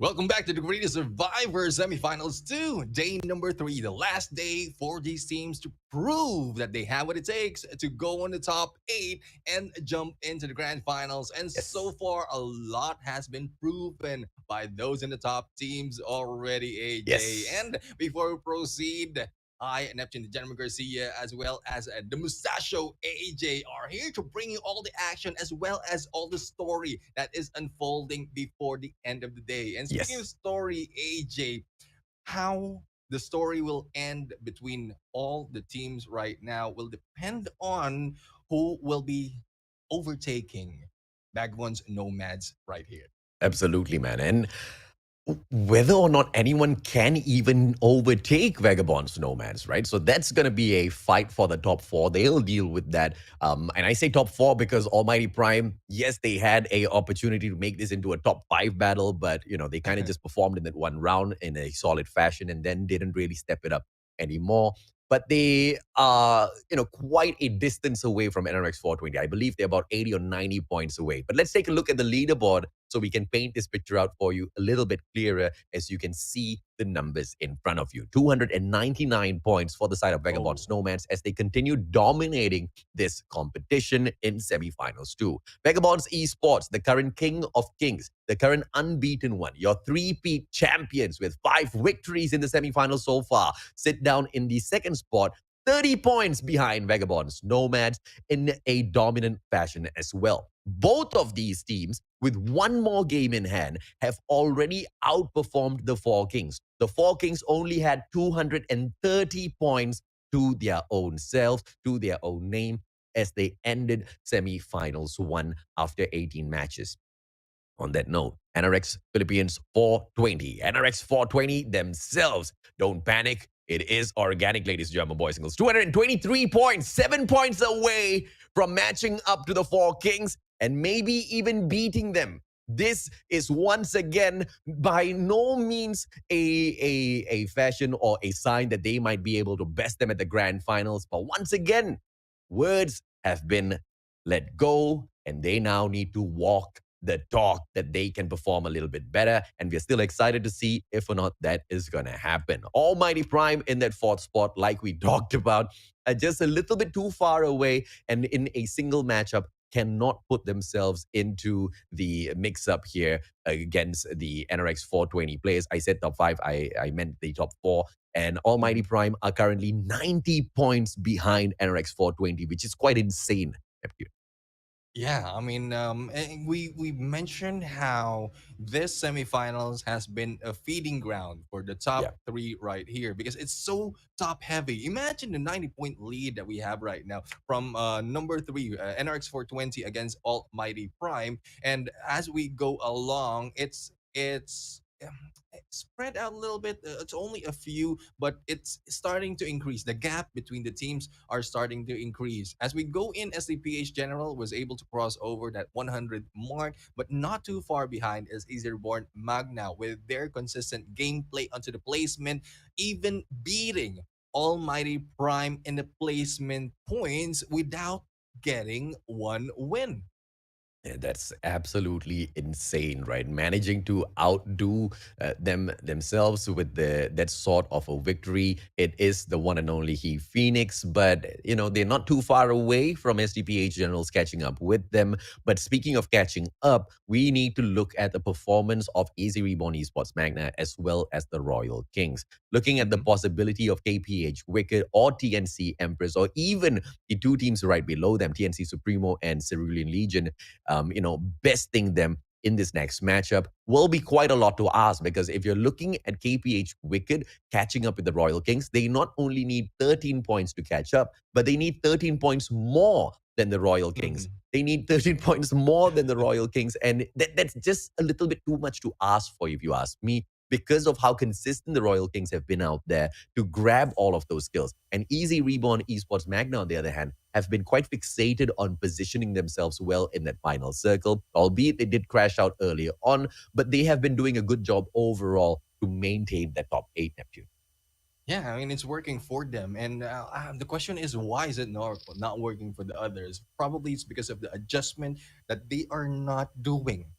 From the start of this game or semifinals up until this last day. But this time on the other side, we have seen adjustment from the drop points where earlier we have less challenges that has been done on each drop spot. But this time we look at hijack. There's two teams jumping in there, so I think this is an attempt for either Royal Kings or I'm sorry, this is Ape right now to be able to beat them on the scores. But the chopper has been taken already, but a lot of teams or members have been left behind. It will be Aki with the shutdown onto Fluffy. A couple of people are asking me my nationality in the comment section. I know you want me to claim. I know you want to claim me as a Filipino, but I will have to disappoint you. I am a very proud Malaysian, hanging with the best out there on the battlefield. But as much as I do not want to be claimed by the Filipinos, ladies, gentlemen, boys, and girls, know this: I love you guys very much. All the love out there for you as well, AJ. I mean, we've seen that so far. A lot of viewers out there has been loving how you're shoutcasting as well as showing up, putting up the show in these games that we have so far, whether it's Battle Royale or MP. So much love to you, bro, and as well as much love to those who are supporting the Mustachio AJ out there. Too kind of you, nephew. Too kind. Not as kind as Hangin as he provides Apollo all the shots to sink down to the bottom of the water to join the rest of his team members. It's going to be Solotov now with the response. Can Hangin so provide those shots yet again, but Solotov manages to take him out of the equation with the SVD. But the Royals now will be able to respond. The Alpha Apes down right behind the ship. They have chosen the wrong spot to go for a swim out there, Neptune. Yes, it is a hot day. Yes, you need to cool down. But with the Royals hanging around, it was the wrong decision. Yeah, there goes Del Cutie right now, going for the zip line, getting information, and with the information in there, I think they have found out who to target, and there goes the push by Del Cutie, and putting down yet another member of the Apes. And Soltov right now will just be in there in the waters, waiting for anyone to drop and take them down. The backstab in there by Frosh, and there you have it. We have Frosh. Oh no, Frosh will be able to get the dog tags as well, and elimination, I think, has already been done. And unfortunately for them, they will find their way back to the lobby. I don't know exactly what would be the result there for that squad, ladies and gentlemen, boys and girls. But at the end of the day, the Royals will continue moving on through as they look for a better position for themselves. Because remember exactly what's on the line here for the Royal Kings. They currently hold on to the 8th spot, Neptune. They cannot afford to make any mistakes out there on the battlefield at all. And the Alpha Apes, on the other hand, they had an opportunity to perhaps make their one final stand, because as it is, they were sitting down in the 16th spot. They were definitely going to get eliminated by the time we wrap up semifinals too. But this was their opportunity to go out there and prove what they've got. Unfortunately, in the hands of Royals, it just didn't happen. Yeah, it just didn't happen. A little bit of aggressiveness. They put away all the fears for the side of the Apes, but unfortunate for them, they have been taken by Royal Kings. But this time we have a Team K right now. This TNC Emperors who we ask to go in for placement as well as all the challenge that they've made on isolated. But so far, how will they fare on blackout? We'll have to see. On the other side, we have Almighty Chibi right now taking down Canin, and let's see how will they be able to get more of the teams of Elixos. High Bay in there hiding out, will be chased by Chase, and we are now down to 2 members from Elixos Vicious. If you get chased by Chase, will you be able to get away? It doesn't seem to be the situation as Chibi catches up with Tangoy, takes him out of the equation, and Almighty Prime in prime position to shut down the players of Elixos vicious as they can. But Elixos Vicious, they run away, leaving their brothers here to potentially expire in this lobby. No, I'm just kidding. I'm pretty sure they'll be right back here to pick up those dog tags. They just need Almighty Prime to get lost first. And with the chopper in play, it looks like Almighty Prime want to do that. But no, it's only Chibi inside of the chopper, which means they are on the hunt. They do not want to allow any players to get away. But I believe those other players from Elixos have run away a little too far to be spotted by Chibi and his chopper. Yeah, one thing that I want to comment on is how the early engagement on this FPP mode in Blackout has been happening. A lot of instances we've seen a lot of teams slow down when it comes to FPP, and especially on the Blackout mode because of the huge area that they need to cover. But this time they are starting it off early. So far, 3 teams has already been taken down, and a lot more will be trying to go in for the engagement. I think the pressure is on, especially for those who we called out, who has a chance to cross the top 8, and also for those who wants to maintain their position in the top 8, because it's I would say this is just a breakout run for those who can catch up. But for those who really are just feeders in this game, and I'm not calling out that, I'm not saying that they are just sitting there being gunned down and not doing anything. but they are being gunned down regardless. Yeah, they tried to do something. It just wasn't the right response. I guess it just didn't go their way. And now here comes the slow approach by Gerard, but Gerard does not. Wait, was that a ninja in there? How did they not see his footstep? But I mean, guess it was a ninja. It was crouching. No, he was a trap master. But here's one thing, AJ. It's because of his name. Huh. Dude, how did they not see his footstep out in there? That's a total waste for the players of Team K as TNC Empress run away from the situation. They lose out on the opportunity to bag one extra kill. And remember, TNC Empress are one of the teams who are still struggling to get into the top 8. TNC Empress currently are in the 10th spot, and that one kill would have put them in the 9th spot. That 1 point would have made a difference, Neptune. Yeah.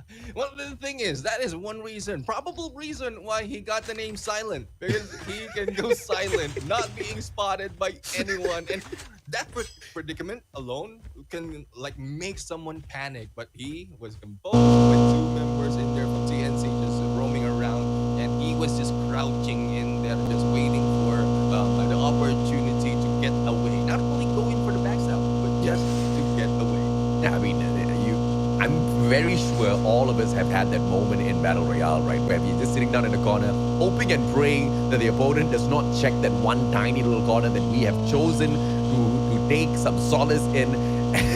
Lucky for him, they just chose to walk away. NRX 432, on the other hand, will be walking away from the competition without moving through to the grand finals. Unfortunately for them, we have not seen the best out of the squad, but we see potential. So hopefully more from NRX 432 in the competitions of the future, Neptune. Yep, and as we look into Vagabonds Esports right now, they just run past SDPH, where in SDPH are just playing it slow right now. And as we mentioned earlier, they have a good spot already on the leaderboard. All they have to do is to maintain it, and if they will be able to keep it on their side with the 102 points that they have, not really going down, but I think they have it spotted already. But how much can these 2 members, the rest of the teams are coming in there, and no questions asked. We have Vagabonds Esports who will be gunning them down, no questions in there. Manages to find Bubbles. Calibre dropped as well. Nash on fire. Bubbles will be eliminated from the equation. Breezy now shut down by Yato. And it looks like SDPH. The shooter die. Philippines squad seems to be dying even without being the shooter. Well, we'll have to see how will they end this day, because so far, as I mentioned earlier, they have a good spot in there on number 6. But if the points catch up for the others who are, making their way, they might be kicked down. But it's I would say they're still in a safe spot to be able to retain stepping into the grand finals. But I'm just surprised, AJ. Imagine earlier how Silent was able to get away in there, but SDPH a full squad, and then Vagabonds with that vehicle, how noisy it is. They were spotted by Vagabonds Esports, so it's still boggles my mind how Silent was able to escape that predicament. I tell you, bro, sometimes you just gotta pray. Sometimes you gotta believe in the Almighty and you gotta pray. The guy prayed hard. And you got away in that situation. I mean, sometimes the gods of RNG need to help you out a little bit. You don't know. Maybe there was a bug on the... I don't know what happened, bro. I mean, I don't know how you missed something like that. But, good on Silent because he managed to stay as silent as possible. No pun intended, I swear. I really meant to say that. He managed to stay silent, not bring on any attention to himself, and survive. And as you could see earlier on as well, we saw his little icon moving through on the minimap. The guy's still alive and kicking. He's just trying to find a better position for himself, potentially even bring in the rest of his team members for the play. But I believe the team of SDPH Generals are not out of the equation just yet, so there's still a viability for them to get those dog tags picked up and make a play for that final circle and pick up a few more of those placement points to make sure they do get to the grand finals. Yeah, I mean, it's a big ask that we've already put in for those who are catching up. So if they respond with the big scores as well as the PH, if they will not survive that long in this game, it will be crossing. They will be crossing fingers, praying once again. It's a lot of prayers, AJ, that we're talking about right now. But here we go, Poseidon right here will be gunning him down, but Biscuit will be taken down by Travis. Vagabonds Nomads, knowing this scene, they will not be backing out. They want to get a lot of points in this game. And all of those points bagged by Travis as Hassan gets shut down. It's going to be Sigra Poseidon right in front. Wagner taken out of the equation as well as the virus continues to infect all of the players out there on the battlefield. Vagabond Snowman, 3 kills in here so far. And Slick is going to be the next one. And that's going to be kill number 4 and a squad wipe. Oh, and it will be Silent from the back. No, Silent, keep quiet. No, he made a little bit of noise. And now he has pulled in the attention of Vagabond Snowman. Can he run away now and stay silent somewhere else? Here comes Travis for the wipe. Silent. Under the bridge. He's silent, but the footstep, bro. Travis is not going to miss that. GGWP. Bye-bye, Silent. Well, at that point, I think that he has no time to pray anymore. It was just so quick on the response. He had no time to put in all the prayers that he have, and as well as the position that he have. There's no way that he can hide out under that bridge because it's out in the open. So GG's WP for the side of malicious business, and well, let's go in onto the next game, AJ. Yeah, man, and you know the players of Easy Reborn. They are in a great position to shut down the player of HE Phoenix. 2 of those players, as a matter of fact, one out there has been turned into a dog tag already, and that's exactly what Easy Reborn Esports Magna want to look out for now. Gatekeeping those dog tags. NRX 432 right in front, but Vagabonds Esports in the same vicinity as well, and Easy Reborn Esports Magna cannot take that risk. NRX 432 being dropped one after the other. And production, we gotta move on over there because that battle is turning up to be a hot one. Jaeger from afar, Arctic 54, the play will be able to find a knock as well, and Vagabonds Esports, they have not wiped out the full squad of NRX 432 just yet. Yeah, but this time we have Easy Reborn who was able to turn their head into HE, but on the other side, PNC, Claudie, as well as Kai will be able to meet up with HE. Here comes the Dustin right now, Dustin the win, and Dustin that play, or in that snow, we have, Kape has also joined in the party. We have to go in that fight production. Yes! Production, we gotta go! NRX 420 Vagabonds Nomads! It's gotta be the virus who goes into infect, but Boji, the Wonder Kid, smoke bomb on the ground, and he takes position for the right-hand flank. Kintaro, on the other hand, waiting for Peanut. Peanut brings in the tank! Peanut is not messing around! Peanut wants to light up the circus with the players of Vagabonds Nomads, but the guy will reverse and needs to learn how to maneuver the tank a little bit more. Peanut with the plays, but you know he loves to entertain out there on the battlefield, ladies and gentlemen, boys. And for the first time, we see Vagabond Nomads actually backing away, running away from an engagement. They do not want to fight NRX 420 when Peanut's just going crazy with the tank. But now that the tank is on fire, this might be the opportunity for Vagabond Nomads to hit back hard. Yeah, I mean, so many times that we've seen Peanut use a vehicle for their gameplay, and I would say, AJ, it's still not working yet for Peanut. But there you go. We have Peanut right now who will be letting go of the tank, and Vagabonds Nomads is just waiting for the opportunity, or for the teammate to come back into play. I think they need to back out a little bit from this battle because going in a 2v3 might be a little bit too much for them to bite off. So Swish right now is in here. We'll just be looting in, but there was snowboards will be put into play by NRX 420. And they will be going in for the rush.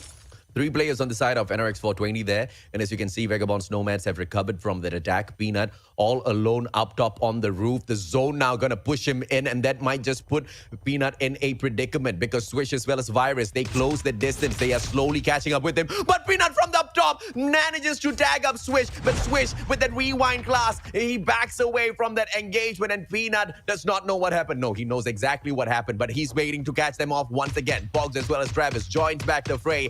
And Vagabonds Nomads are in a full squad once again.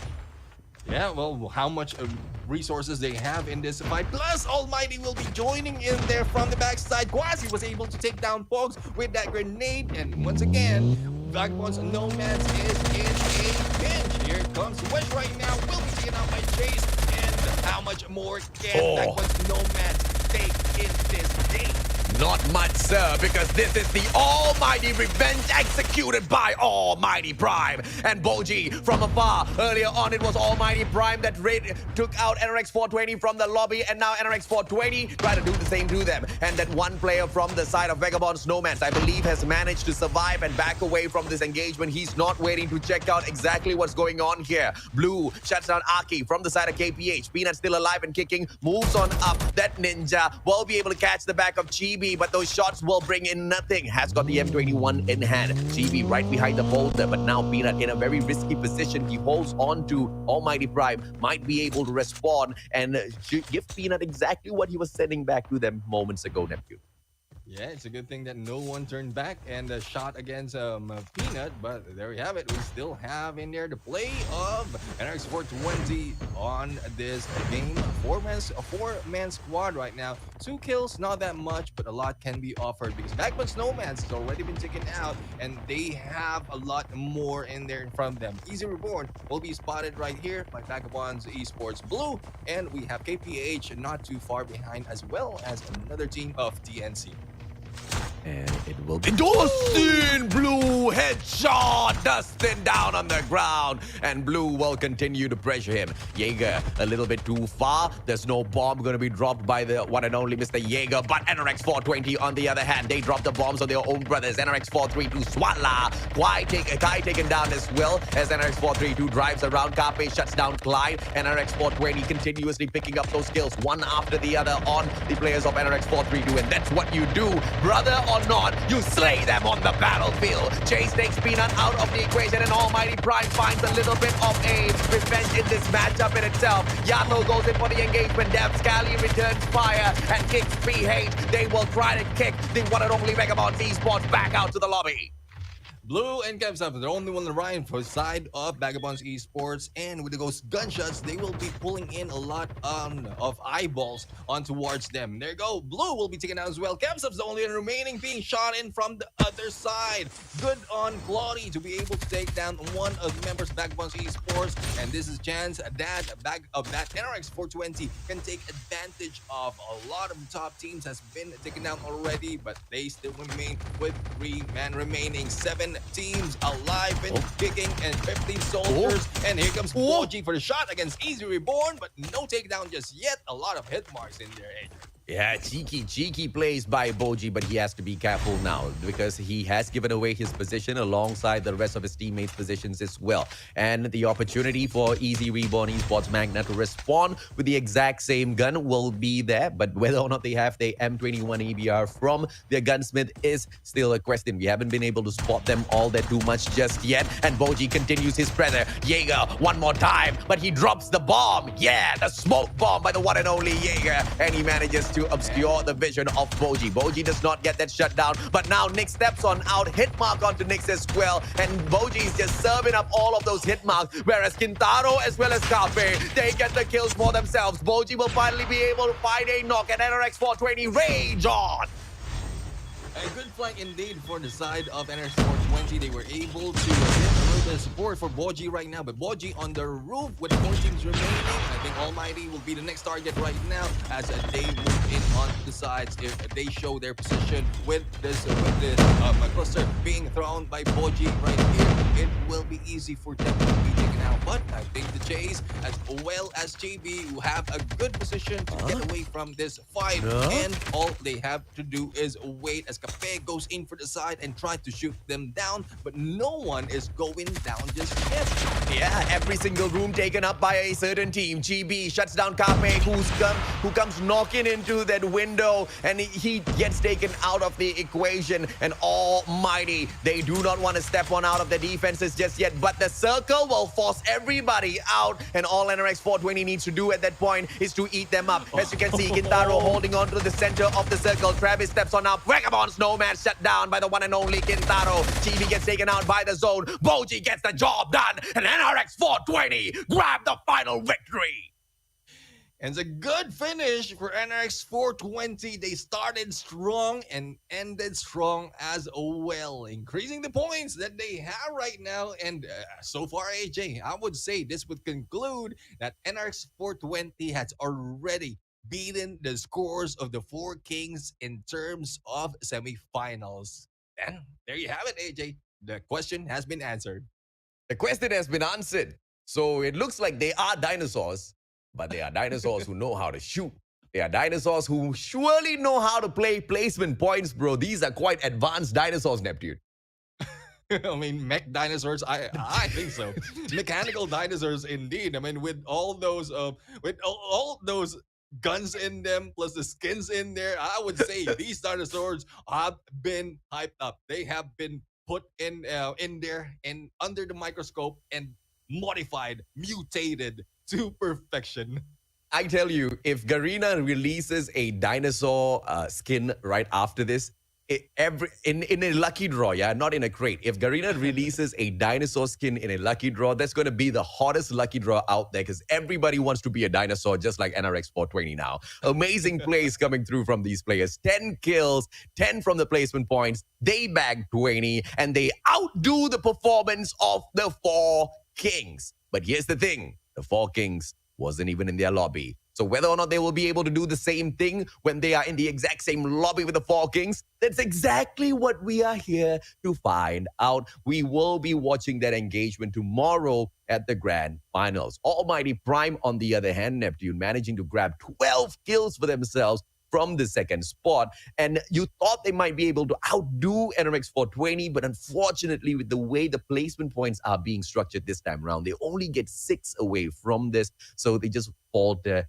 just a little bit. Vagabond Snowman's grabbing the third spot for themselves with a total of 10 kills. That's still solid in terms of consistency coming through from the squad. And right behind them, they are brothers, Vagabonds Esports. I mean, Vagabonds Esports has been a step behind Vagabond Snowman's all throughout this journey at the semifinals. They bag for themselves a total of 11 kills in the fourth place. Yeah, and still, the consistency of Easy Reborn is evident with 4 kills to their name on number 5 on the spot.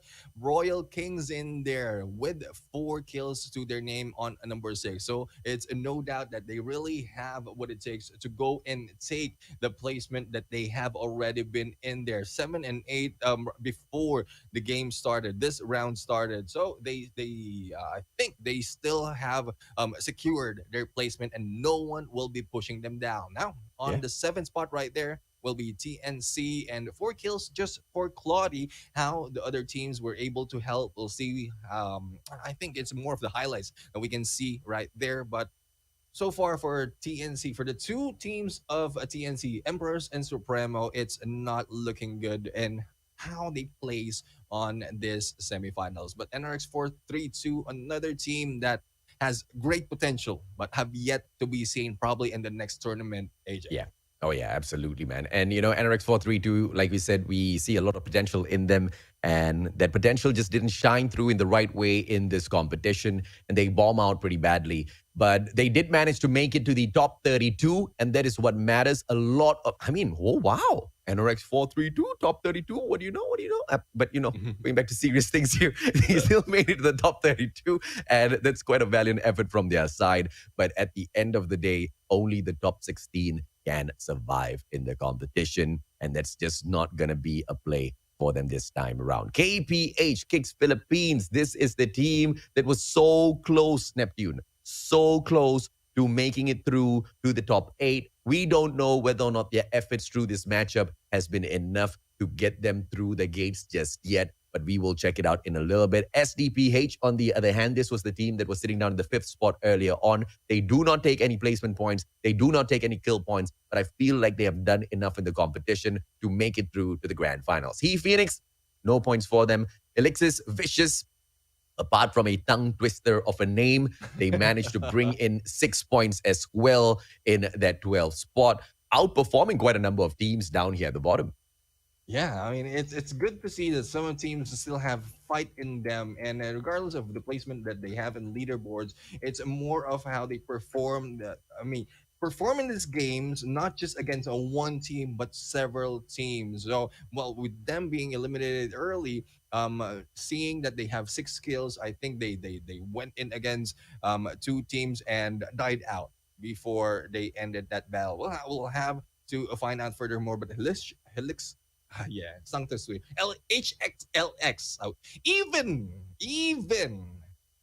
The abbreviation AJ is a tongue twister.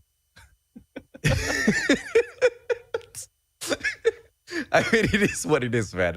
Let's take a look at the highlights here of this matchup that NRX 420 has managed to go in and grab a victory. And just when you thought that Vagabonds Esports will be able to run away and say that, hey, yes, we did not get the number one spot, but at least we got the most number of wins in semifinals too. NRX 420 says, no, calm down. We are good as well to grab that spot. They equalize with Vagabonds Esports. Now, NRX 420 as well as Vagabonds Esports, they both have got 5 wins to their name. For Kings, on the other hand, only 2 victories. But who's comparing? Who's comparing indeed? I mean, we are just saying what we're seeing, but no, jokes on them. We are comparing definitely. We Yeah, I mean, are you got to. comparing from the start, AJ. We have been Yeah, comparing already, even without the yeah, data. We yeah, have already asking who is the best, who is on top, correct. who is the greatest, and Yeah. I think everyone in the comment section would agree as well. Yeah, yeah. But I see a lot of similarities between the Four Kings and NRX 420. I mean, all of them have got wonderful players in their squad. I love Hmm. both the teams. I love the fire. I love the hunger in the Four Kings. It was the same fire and hunger that we used to see in NRX 420 before they became the Kings. So there's a lot of potential out of the Four Kings. And now the Four Kings want to be the new Kings. Will they be able to rise up to the occasion? Yes, we have pulled in all of this comparison between NRX 420 as well as the Four Kings, but we still need to remember the King of Kings, Vagabonds Esports, is still in here. And now, not only do you need to worry about Vagabonds Esports, in the exact same lobby, you need to worry about Vagabonds Nomads as well, who are outperforming even the Kings of Kings. Yeah, I mean, and that is that's why it's exciting to see how tomorrow will start. And I know the start might, I would say, it would be slow. The start would be slow, but for some of the teams who are really here to prove a point. They will try and be aggressive, but they need to be a little bit smart in this game because a lot of not only words but also data has been put into kills, numbers of placement as well has been put in. Assumption has been put in. So all they have to do is to play the mind games to think that we will be going for this play and then on the other side flipping it around and then backstabbing them. That's Yeah. what we are expecting for this team because they are smart enough to give out all the tactics that they have from the semifinals and then later on pulling out a few more from their backpack later on the grand finals. Oh yeah, absolutely, man. And with the with the assumption that some teams can hold back, like Vagabonds Esports, some might think that, oh no, man, there's no way. Clearly Vagabonds Esports were trying out there, but you you don't need to try hard when you are the current three-peat champion. You don't need to try hard to prove yourself out there on the battlefield like all of the other teams who are hungry for your title. But that being said, the kings of old, NRX Philippines 420, want to make a strong comeback. They have been able to make a strong comeback by getting this victory, but have they been able to match up to the tenacity, the supremacy of the Vagabonds clan so far against esports, against Nomads? The answer is still no. So NRX 420 can continue that rivalry against the Four Kings, but as they both beat each other up, the Vagabonds clan, I believe, has got plans to continue reigning at the very top. And now, not only will they reign with Vagabonds Esports, they can also dance around with Vagabonds Nomads. This is a dangerous situation that is unfolding at the Call of Duty Mobile Battle Royale for Garena Survivors. And all of the teams need to be careful because as the top 16 move on to the grand finals, Neptune, whatever that we have seen so far is nothing in comparison to the kind of action we will witness over the next 3 days. Oh, no question, AJ. Because so far we've seen a lot of top heavy results from the leaderboards from the semifinals. But this time, all those who have been scoring a lot will be put together in one lobby. And who will be pulling who down? That is a Yeah, question. Who will yeah, be taking the other one up in the gunfights? Who will be winning the gunfights? Who will be walking the talk, AJ? That yeah, is one of the biggest questions that has been put into play. But yeah. so far, we have concluded this semifinals, and Yeah. I couldn't be more happier that we are in a moment we're going to see the top eight, because a Mm. lot of fans out there, especially for those hanging in there in the balance, have been waiting for this opportunity to see who will be stepping into the grand finals, as well as those who have already completed the first part of the grand finals, to wait as to who they will be battling on, who will they be targeting towards the battle that will be happening tomorrow. So Yeah. it's just a matter of waiting for everyone right now. But while you're waiting, guys, I know that is the last round, AJ, but I think the viewers still have a chance to share the stream, to be able to pull in a lot of viewers to view how Yeah. it ended on the leaderboard. Oh, yeah, absolutely, man. I mean, hit that share, ladies and gentlemen, boys and girls. I mean, if you're a fan of the Vagabonds esports or Vagabonds Nomads, you hit the share because your teams have ranked the highest in this lobby. If you're a fan of NRX Philippines 420, you hit the share because they have managed to outdo the score of the Four Kings. If you're a fan of the Four Kings themselves, you hit that share. Okay, I don't know whether you want to share this stream or not because, but tomorrow, you guys can definitely hit a lot of those shares out there.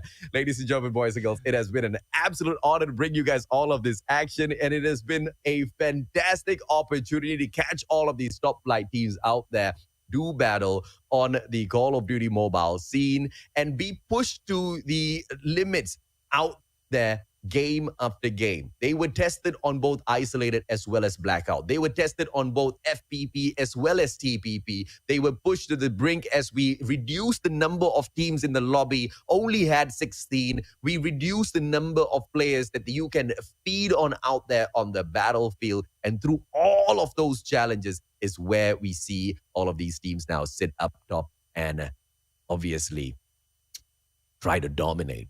But this domination means nothing, Neptune. Mhm.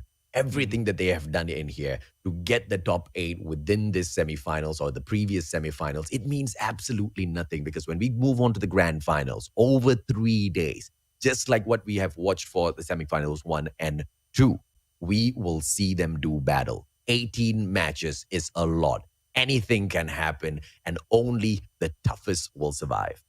Yeah, who will be surviving the survivors? That is the question. But let's check out, guys, who will be crossing to the grand finals, as I think the leaderboards is already in there prepared, and there you have it, guys. Still on the top, crossing the 300 point mark, is Vagabonds Nomads, followed by Vagabonds Esports, who really showed us great strides, a great performance to be able to catch up. But not really that much against Vagabonds Nomads. NRX Yeah. 420, who got that final win, final round win, will be able to balance it up the number of wins taken for a semifinals against Vagabonds Esports with 241 onto the points. Almighty Prime AJ is still in there hanging with 155 or 151 onto the points, total points on number 4. HE Phoenix, on the other hand, maintaining their placement on number 5.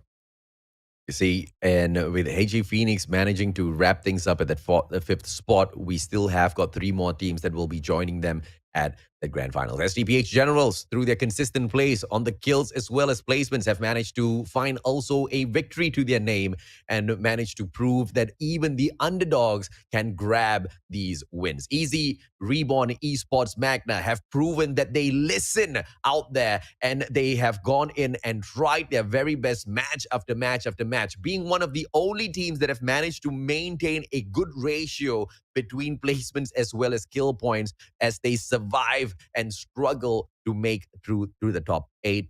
Royal Kings with the exact same situation. But KPH Wicked, TNC Empress, TNC Supremo, Cerulean Legion, NRX Efficients, 432, Sigma Poseidon, Elixir's Vicious, as well as Alpha Ape Wrath. Unfortunately, they will drop out of the competition at this stage, and they will wish the rest of their brothers, they will wish the rest of their comrades good luck at the grand finals. The top 8, they move on, Neptune. Yeah, they will be moving on. And let's check out who are the overall qualified teams for the grand finals that will be happening tomorrow. Here on the left hand side, AJ, we have the ones taking the semifinals. One jumping in on the top eight is the Four Kings, VVV Esports Vici, Metaverse Esports, 13 Academy, ABC Mystic from MYSG, VVV Esports VD, VVV Esports Veni, as well as Existence Valhalla. Oh, yeah, absolutely, man. And of course, on the right-hand side, you've got Vagabonds Nomads, Vagabonds Esports, and RX Philippines 420. The baby dinosaurs. Thank you so much, Muska, for pointing that out, because the actual dinosaurs are the old squad. Daddy Blink, Muska, the OG squad of RX 420. These are the baby dinosaurs that are trying to make a name for themselves. Almighty Prime, He Phoenix, SDPH Generals, Easy Reborn Esports Magna, as well as the Royal Kings. These are your top 16 teams. These are your finalists for the Garena Survivors. Yeah, and there we have it, guys. We have concluded the semifinals and we are ready. The teams are ready to jump into the grand finals. Day number one will be starting 9th of June. That will be Thursday, guys. So for those of you who aren't here who are wondering, it will be happening tomorrow at 5 p.m. So there's no skip in all the battles, AJ. It will be back to back to back for all the fights that we are ready to witness, excited to witness, because we are just jumping in to day number one of grand finals tomorrow, and I'm already sweating. Absolutely, sir. I mean, it has been back to back to back so far in the semifinals, not just with the semifinals on the days of play, but within the days itself, 6 back to back games. But we also have had something coming through back to back, which is the appreciation for all of you. Once again, the rare wish crate to be collected for all of the lucky initial players who jump on into the Redemption Center and key in this code. Do not be late. These giveaways are limited. Yeah, and for those of you who aren't here waiting for unlimited rewards, make sure that you like and follow the page. Subscribe if you're watching on YouTube. And the more who's watching these games, the more that we have meeting the milestone, then we will have a lot more rewards for Yes. you. So far, a lot has been beaten already in the milestone part. So we are hoping that a lot more will be in there for the grand finals, AJ. Absolutely, man. Ladies and gentlemen, boys and girls, thank you so much for making this an absolute party in the comment section. We truly do appreciate all of your participation with the likes and shares as well as the subscribe. My name's AJ. I'm the Mustachio down here with the one and only Neptune, the gentleman Garcia, on behalf of Garena Survivors, on behalf of Call of Duty Mobile. Thank you. Good night. Goodbye. We'll catch you tomorrow.